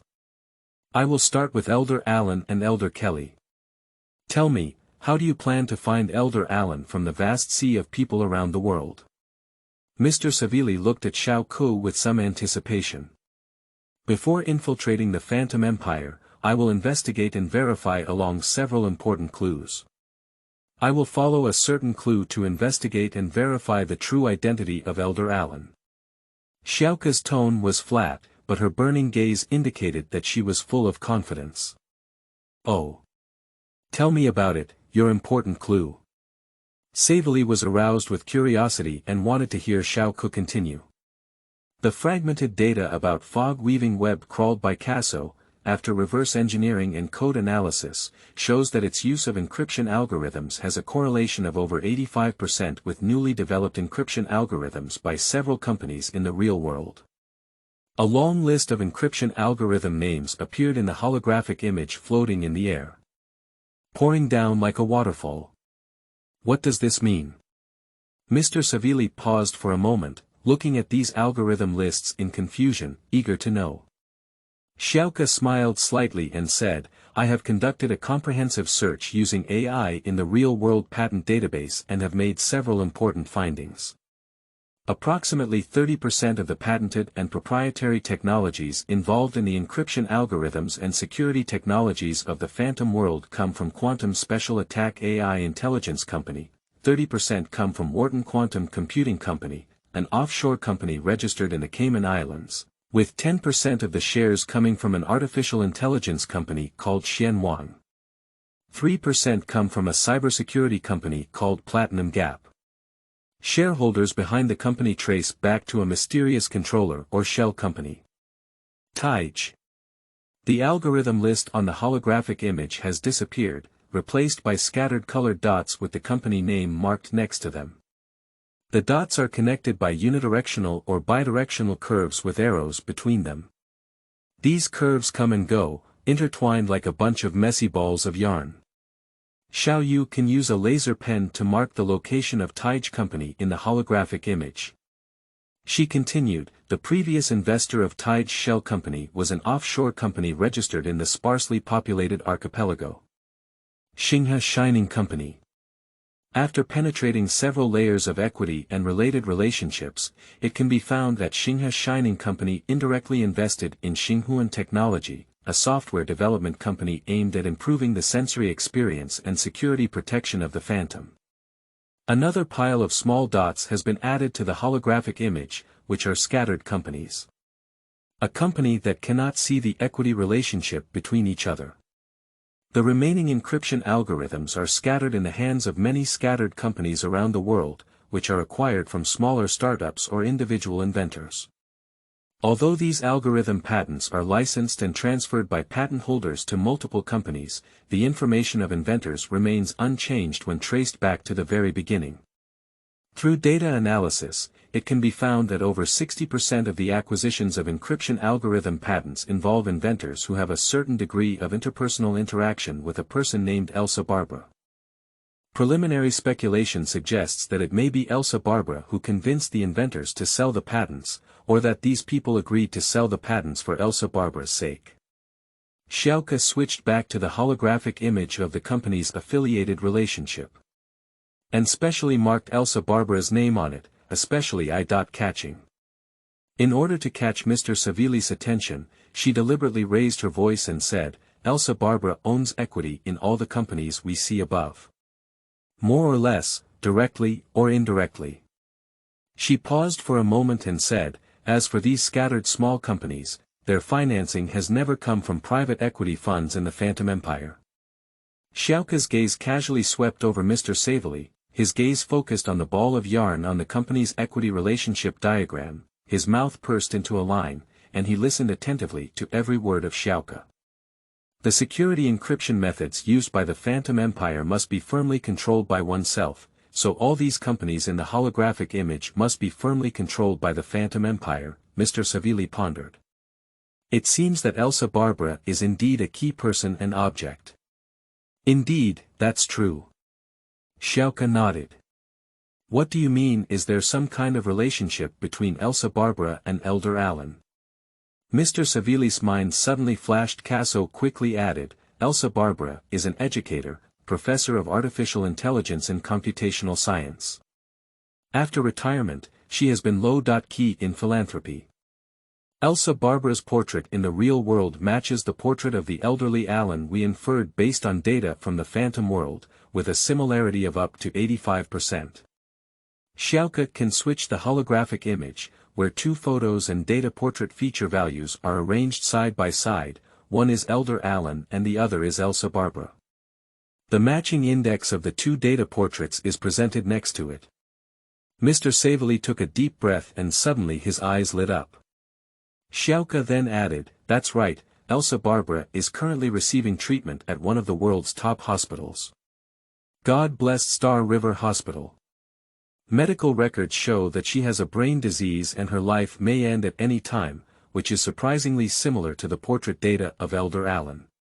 She did not receive treatment in the neuroscience department, but instead underwent innovative therapies in the special medicine department. Generally, only desperate patients who plan to euthanize or voluntarily donate their bodies for scientific experiments are willing to hand themselves over to Dr. Hughes in the special medicine department. Hurry up, while she hasn't died yet, we must investigate and obtain conclusive evidence that she is Elder Alan. Mr. Savili spoke with some excitement, as he seemed to suddenly see a glimmer of hope in the vast darkness of the night. At a loss, he finally saw a glimmer of hope, and his heart couldn't help but surge. Xiaoke continued, her attending physician is Dr. Hugh, a renowned medical expert who combines black technology in medicine for treatment and research. The core component of the equipment that enters the Phantom world. The brain electrode. Uses Dr. Hughes' research results. Currently, all patents related to Dr. Hughes' invention of the brain electrode and its updated versions have been granted to Star Soul Technology.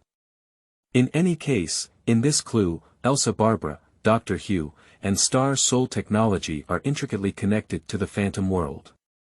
One of the main mysterious funders behind Dr. Hughes' neuroscience research project is the investment department of Wharton Company. Casso had just broken through a secret information and couldn't wait to throw out this evidence. Not bad, you guys haven't gained anything yet. Let's get started. If Elsa Barbara is really Elder Alan, we'll have a good luck. Find Shenyou on www.zhaoshuyuan.com, Mr. Solly asked. How do you plan to follow up on this clue? As a formal staff member, I infiltrated the special medical department of God bless Star River Hospital, gradually approaching Dr. Hugh, and then rightfully contacted Elsa Barbara to explore her network of relationships in the real world and the Phantom world.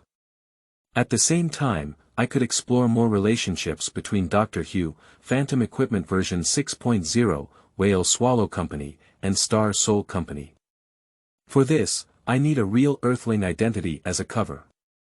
Xiaoke's eyes were burning, observing Mr. Savili's expression in anticipation of tacit approval for the next action and receiving corresponding resources and assistance. Real identity, background experience, professional skills, banks, and social security accounts are not a problem, and they can all be arranged together. However, if you want to deceive skilled hackers and achieve foolproof, there is also a certain difficulty. You need to be careful not to deceive others, so as not to startle the snake. Savili took a sip of coffee and was slightly worried. How do witness protection programs in real-world countries work? Just copy a complete set of plans and apply them to me. Even if they are tracked to the end by wizards from the Phantom world or hackers from the real world, they will find a dead end. No one knows who I used to be, at most it's just a witness to a witness protection program. Xiaoke confidently said to dispel Mr. Savili's doubts, as long as they can't find out who I actually work for. Xiaoke's long eyelashes trembled under the light, contrasted with his sparkling eyes, cunning and intelligent. That's what we'll do. Your identity will be confirmed soon. Mr. Savili's gaze shifted from Xiaoke to Casso. Casso can simulate a hacker rehearsal to break through, and see if your new identity background is easy to be traced, with loopholes or hardware flaws. Chapter 9, Second Breakthrough. You are listening at novelfull.audio. Done. Mr. Savili was already very satisfied, at least for the elders of the Phantom world. They were no longer headless flies, but had a clear direction of investigation in the real world. Not yet. Xiao Ku lifted his vermilion lips lightly. If there are any more clues, continue. Mr. Savili seemed to be interested, eagerly anticipating the surprise below. Casso and I used an AI program to compare the fragmented security code in the Phantom world with the code libraries used for network security open.source software in the real world. After comparison, we found that the names and licenses of open.source software with a style similarity of over 60% were listed. Xiaoke quickly operated the keyboard, and the holographic image switched to a list of open-source software. In the real world, open.source software developers will have an open.source license, which will indicate the developer or rights holder information. However, individual developers rarely leave their complete imprint. Mr. Savili seemed to follow Xiaoke's train of thought, but it didn't seem to fully follow. His eyes narrowed slightly, full of doubts, and he murmured to himself. Most individual developers do not sign their real names on open.source software, but they are also enthusiastic helpers. In some of the most active open.source code communities in the real world, if developers have problems with their own code or have various comments, they naturally pay extra attention. Especially if they encounter fatal bugs such as program crashes or crashes, the person who is most familiar with that code will come up to answer and inform everyone of when the bug has been fixed. Under these open-source software lists, I have temporarily locked in a few of the most enthusiastic people who answer related questions. Among them, the most eye-catching and frequently appearing one can be assumed to be Mr. X. Code is like a work, with a strong personal style. For example, some people's code is very messy, although it does not affect the operation, it is difficult to read, only he can understand it himself, while others find it difficult to read, while some people's code may be neat, clear, and even have a distinct personal style in the position and way of symbols and comments. Although in the real world, individual developers of open-source software are not accustomed to using their real names. However, in the Phantom Empire, wizards tend to label their code and phantom creations with their own tags, even a short signature, to pledge their intellectual contribution or demonstrate their rights. JQ's signature has appeared in these famous secure encryption codes in the Phantom world.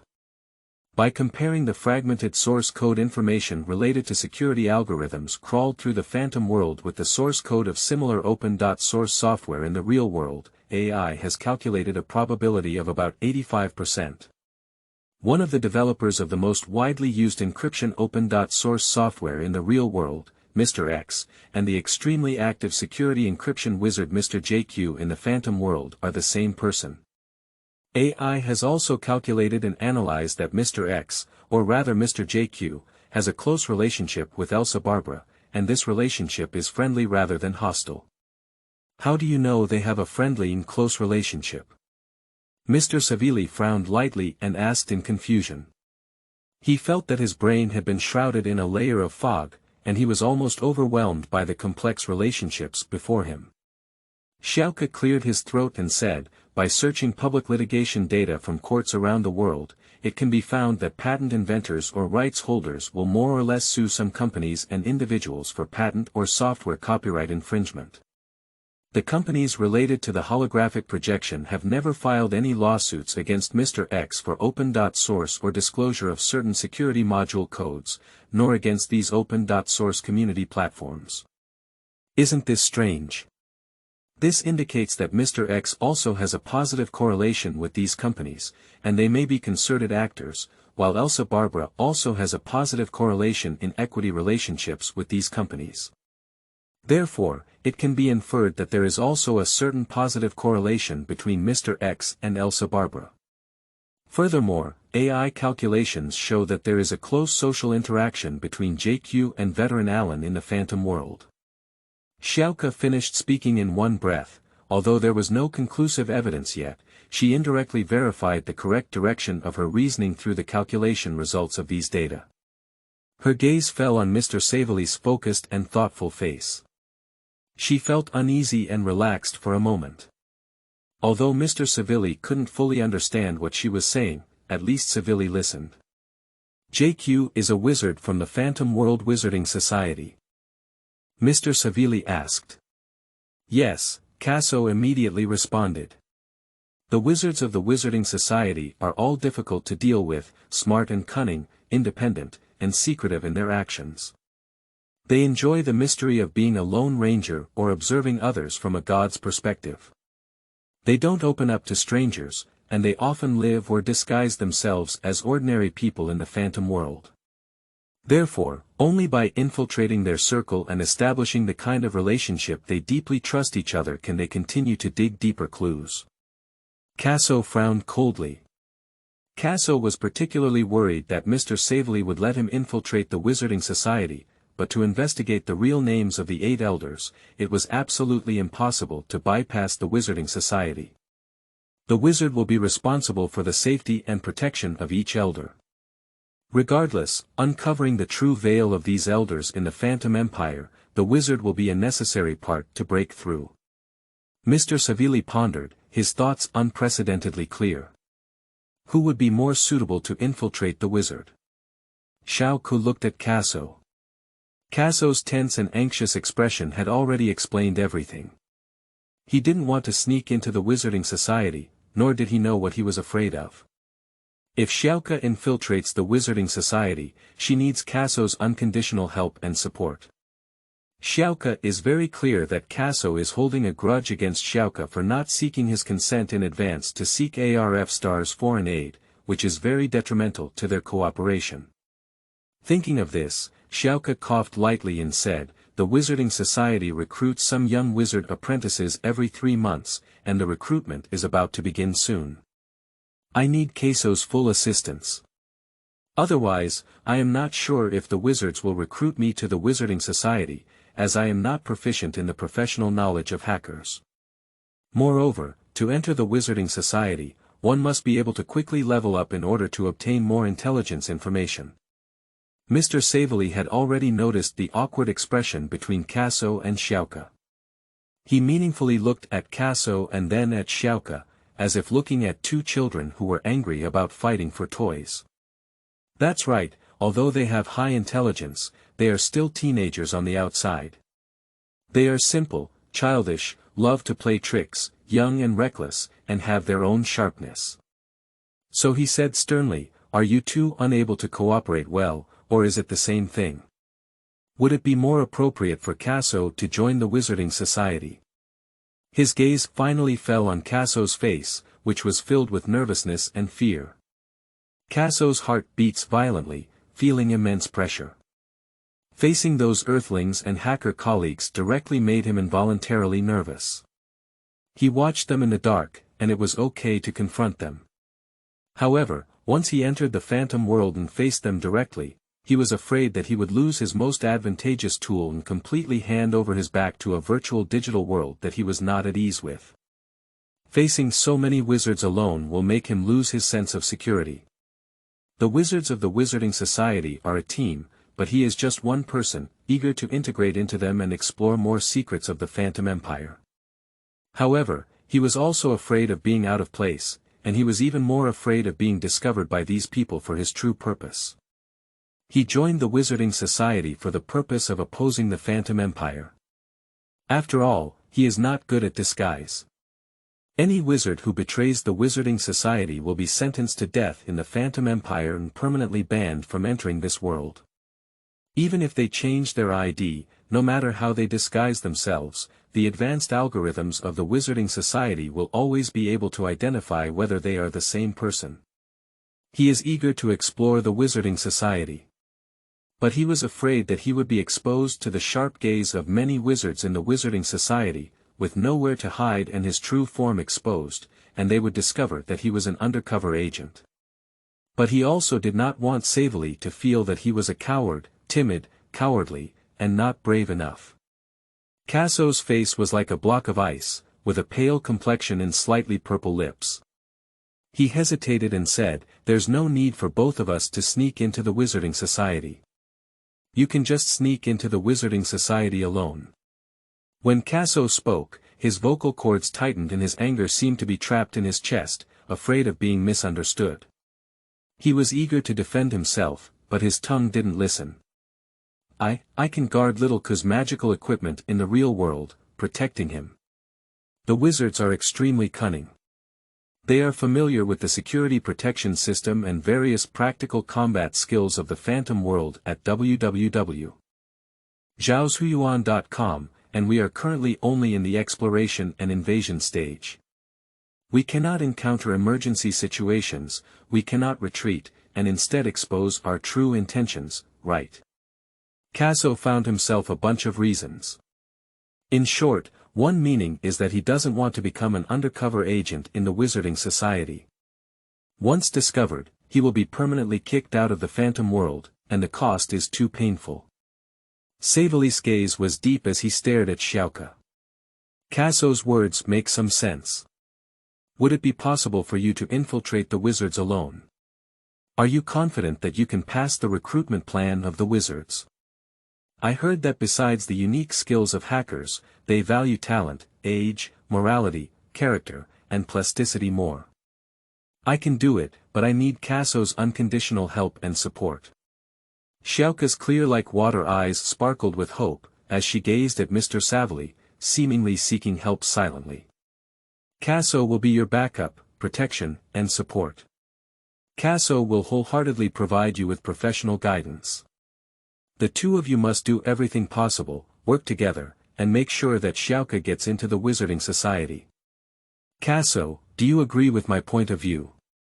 Mr. Savely's sharp gaze was like a needle piercing Casso's skin. Of course. Casso nodded hastily, the ice on his face melting, revealing a slightly wild and mischievous smile. I would like to reiterate that since the Wizarding Society is the core link in breaking through the mission, you two need to work together to ensure that Xiaoke can definitely infiltrate the Wizarding Society of the Phantom Empire. Savely said with a threatening tone, if we can't work together well, both of you will be fired by me, and I will return the goods to Amazing Talent Company. What are the consequences of returning the goods? Your value will be devalued, and you will never find an employer at my level again. Thinking about your future, it's really worrying. Chapter 10. Shenyou Xinghe Hospital. You are listening at novelfull.audio. The lush green trees around Shenyou Xinghe Hospital cast a heavy shade. The fresh air is filled with water vapor. The morning light cast a hazy outline of the hospital building. This building is like a tall tower, designed with minimalism, soaring straight into the sky, towering in the morning light and mist. The Caribbean sea breeze brings the fragrance of herbaceous plants, and the beautiful scenery and pleasant climate make Shenyou Xinghe Hospital known as a medical holy land. Lin Xiaoke held tightly the newly obtained work permit for medical staff at Shenyou Xinghe Hospital. The small card shone brightly in her hand, possessing both the metallic texture and the lightness of organic materials.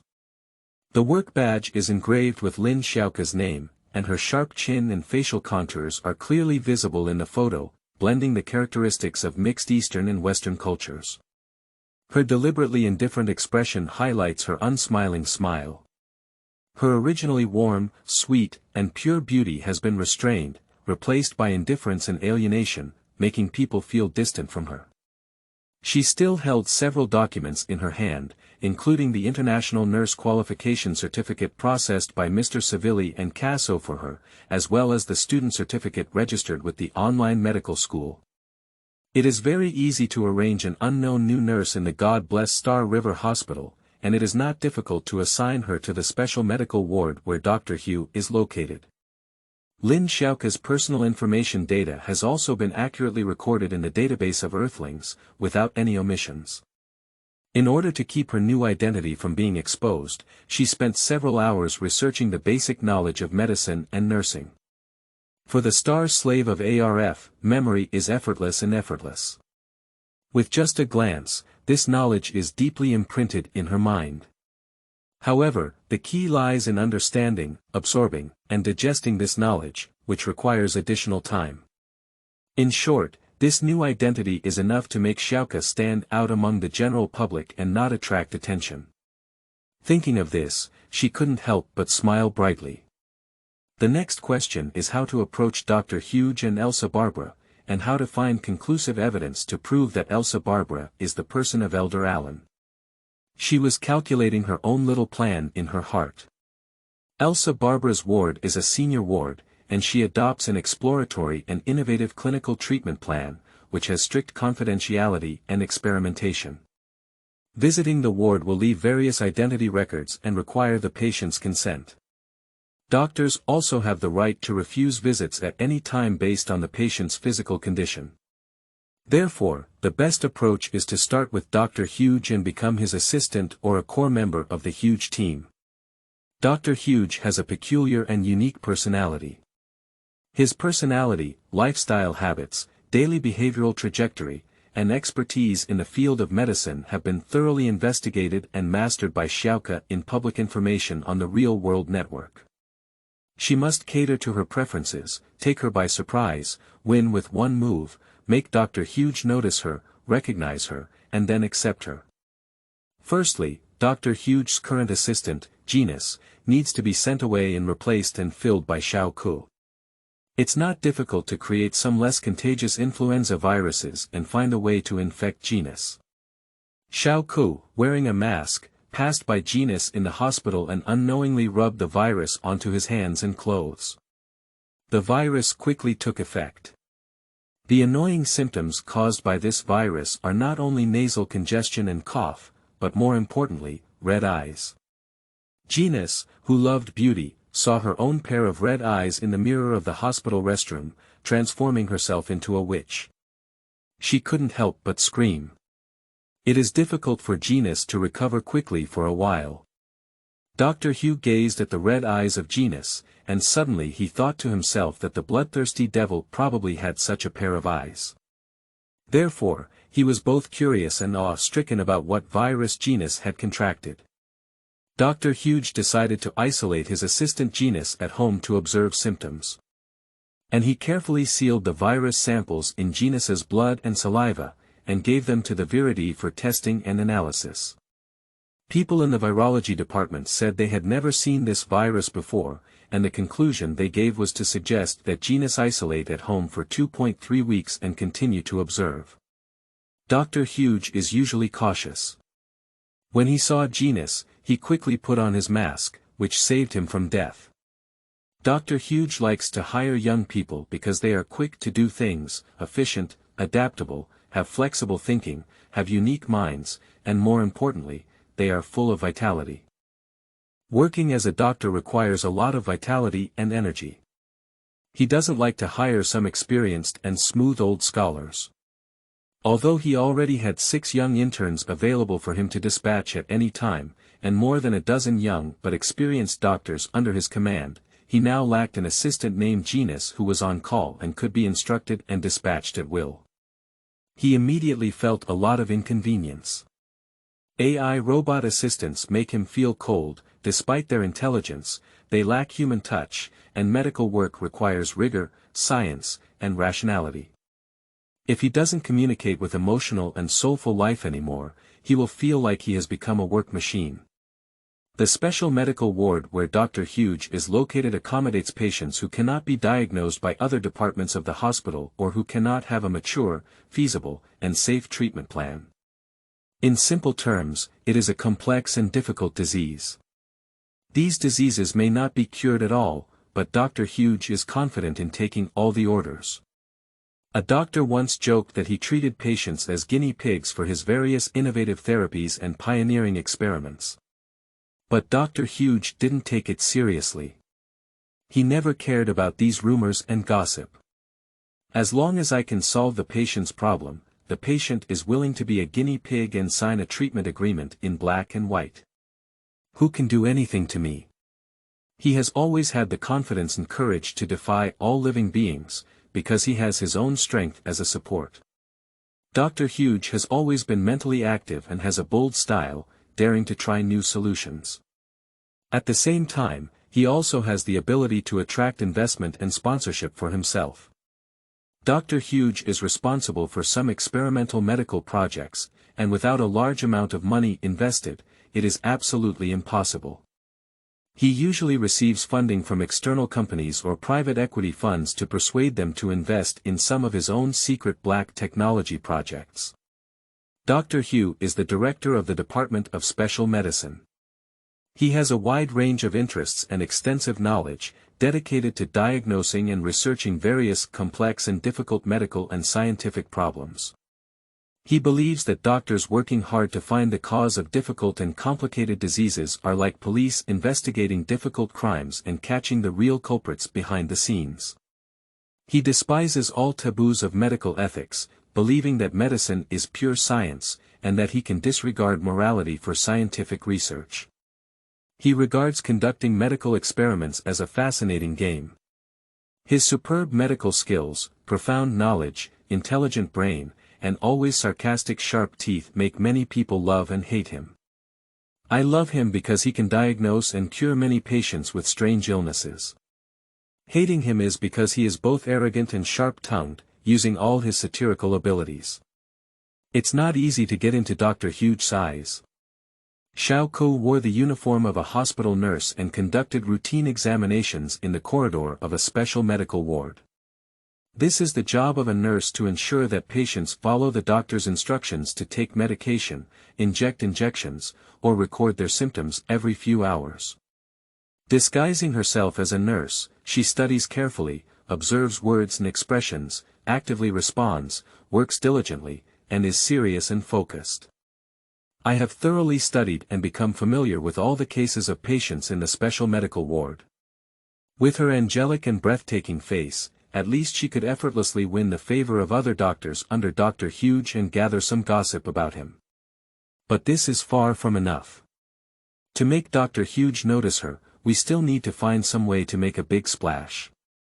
Like many other hospitals on Earth, Shenyou Xinghe Hospital also has many robot nurses, but robots do not fully possess human qualities. The League of Real-World Nations has promulgated the International Convention on the Protection of Human Labor, which has been ratified by 70% of the world's real-world countries. For ordinary workers in departments and institutions that do not require particularly high professional skills, such as hospitals, public transportation, and electricity, which involve public resources, the convention requires these institutions to hire at least 50% or more human employees in these ordinary positions. This is to provide some of the few job opportunities for humans on Earth who do not have the economic means to receive sufficient educational resources and do not require such complex skills. In addition, the Alliance of Real-World Countries is also more concerned about AI robots replacing humans. The only way out for those human groups who have no job prospects in the real world is to search for job opportunities in the Phantom Empire. Over time, this will strengthen the power of the Phantom Empire. Quickly, the opportunity came, and Xiao Ke rented a small apartment across from the building where Dr. Huge's residence was located, which was convenient for her to observe Dr. Huge's movements through a telescope. On that day, seeing Hugh leave early, she immediately put on her coat and ran to the hospital, arriving at the special medical ward before Dr. Hugh and changing into nursing clothes. At this moment, the night shift doctor has completed his duties and is taking a nap in the office. There are only a few human nurses who perform routine duties or prepare for shift handover at the duty station. Most of the ward inspection work is handed over to robot nurses because they don't need to sleep at all. Xiao Ke knows every patient's situation like the back of his hand. The patient in room A5 is a case of a mutant infection. When he was sent over, he was bitten by a mutant who was in a state of madness, and then infected with the mutant virus. At this moment, he is lost in consciousness, manic and restless, and the symptoms of madness in the mutant's body are like possessed by a devil. This is a medical record personally handled by Dr. Huge. The patient wears a brain detection device on their head to monitor the dynamic electroencephalogram, neuroencephalogram, and abnormal emergencies of the mutant. Increasing the voltage and providing a weak but non-lethal stimulation to the patient's head makes remote operation of hackers like Casso effortless. So, she used her own instant messaging device to give Casso a request for help, of course, without using the hospital's network. Quickly, she received a positive response from Casso. With a gentle movement of his finger, Casso took a few steps and easily hacked into the hospital's internal network. He added voltage to the brain detection device worn by A5 patients and replied to Shenyou, "Done." When Dr. Huge walked briskly into the special medical ward. The mutant patient in A5 ward happened to have a seizure. Due to an emergency situation, the patient was imprisoned in a glass-walled ward with titanium metal shackles on his hands and feet.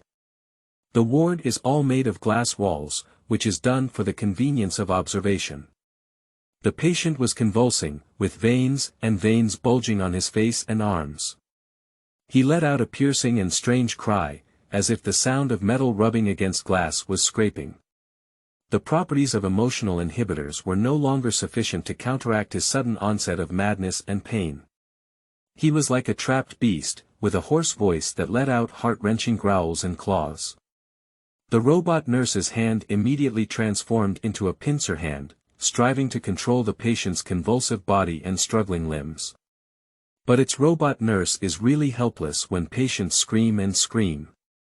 The only thing it can do is to put a seal on the patient's mouth, but will it suffocate the patient? Robots cannot harm humans, which is a particularly important criterion for robots. Just as the robot nurse was confused, Shenyou quickly moved to room A5 and arrived just a little earlier than Dr. Huge. She was not in a hurry to take action, but waited to see Dr. Huge walk to the door of room A5. She accelerated her speed and decisively removed the wire-controlled power supply from the patient's brain detection device.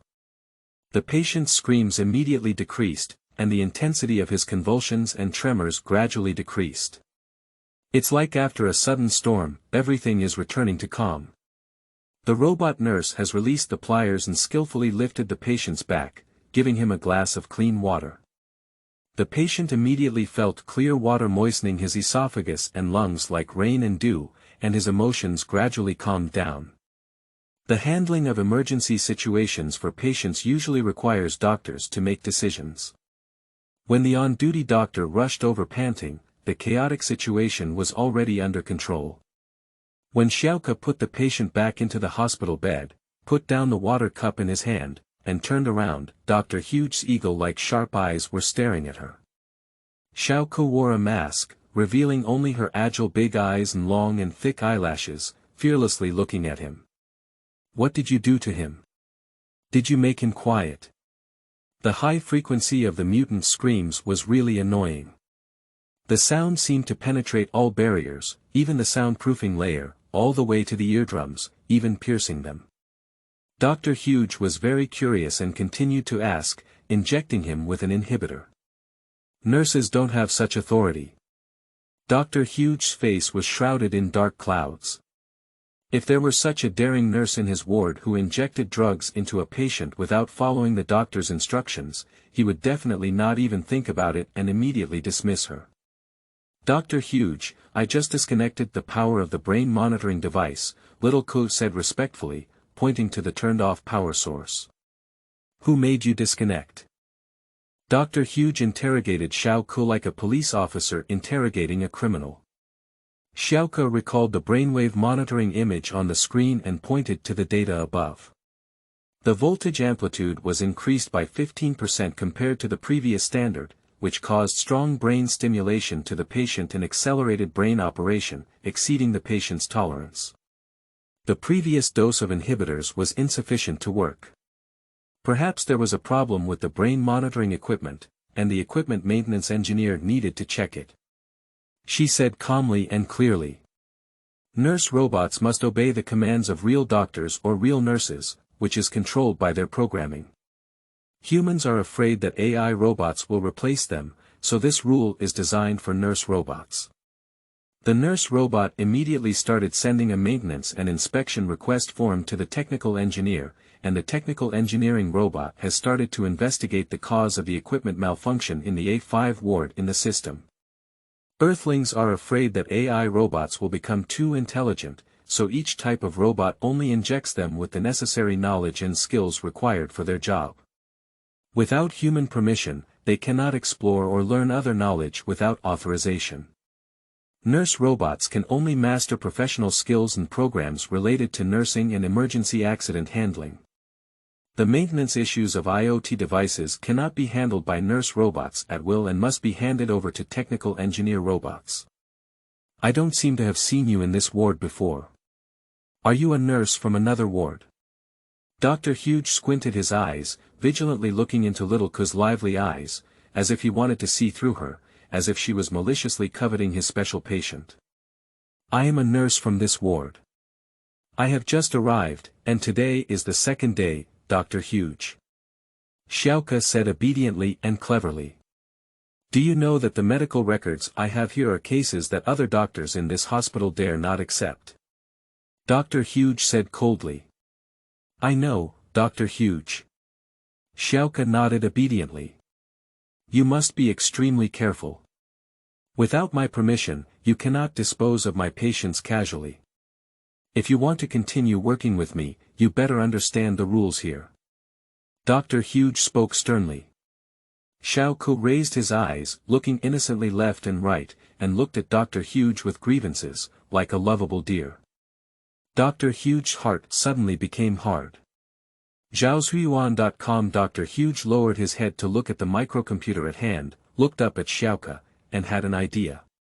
He wanted to test her. Since you've been here for 2 days, let's talk about the changes in the patient's situation from yesterday to today.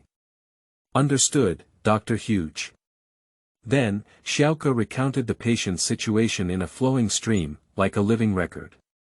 She not only recounted the patient's past, but also briefly explained when the patient had experienced symptoms every day in the past 5 days, how long the inhibitor had failed, all the patient's pathological symptoms, current observations, and the exploration and treatment methods adopted by the doctor.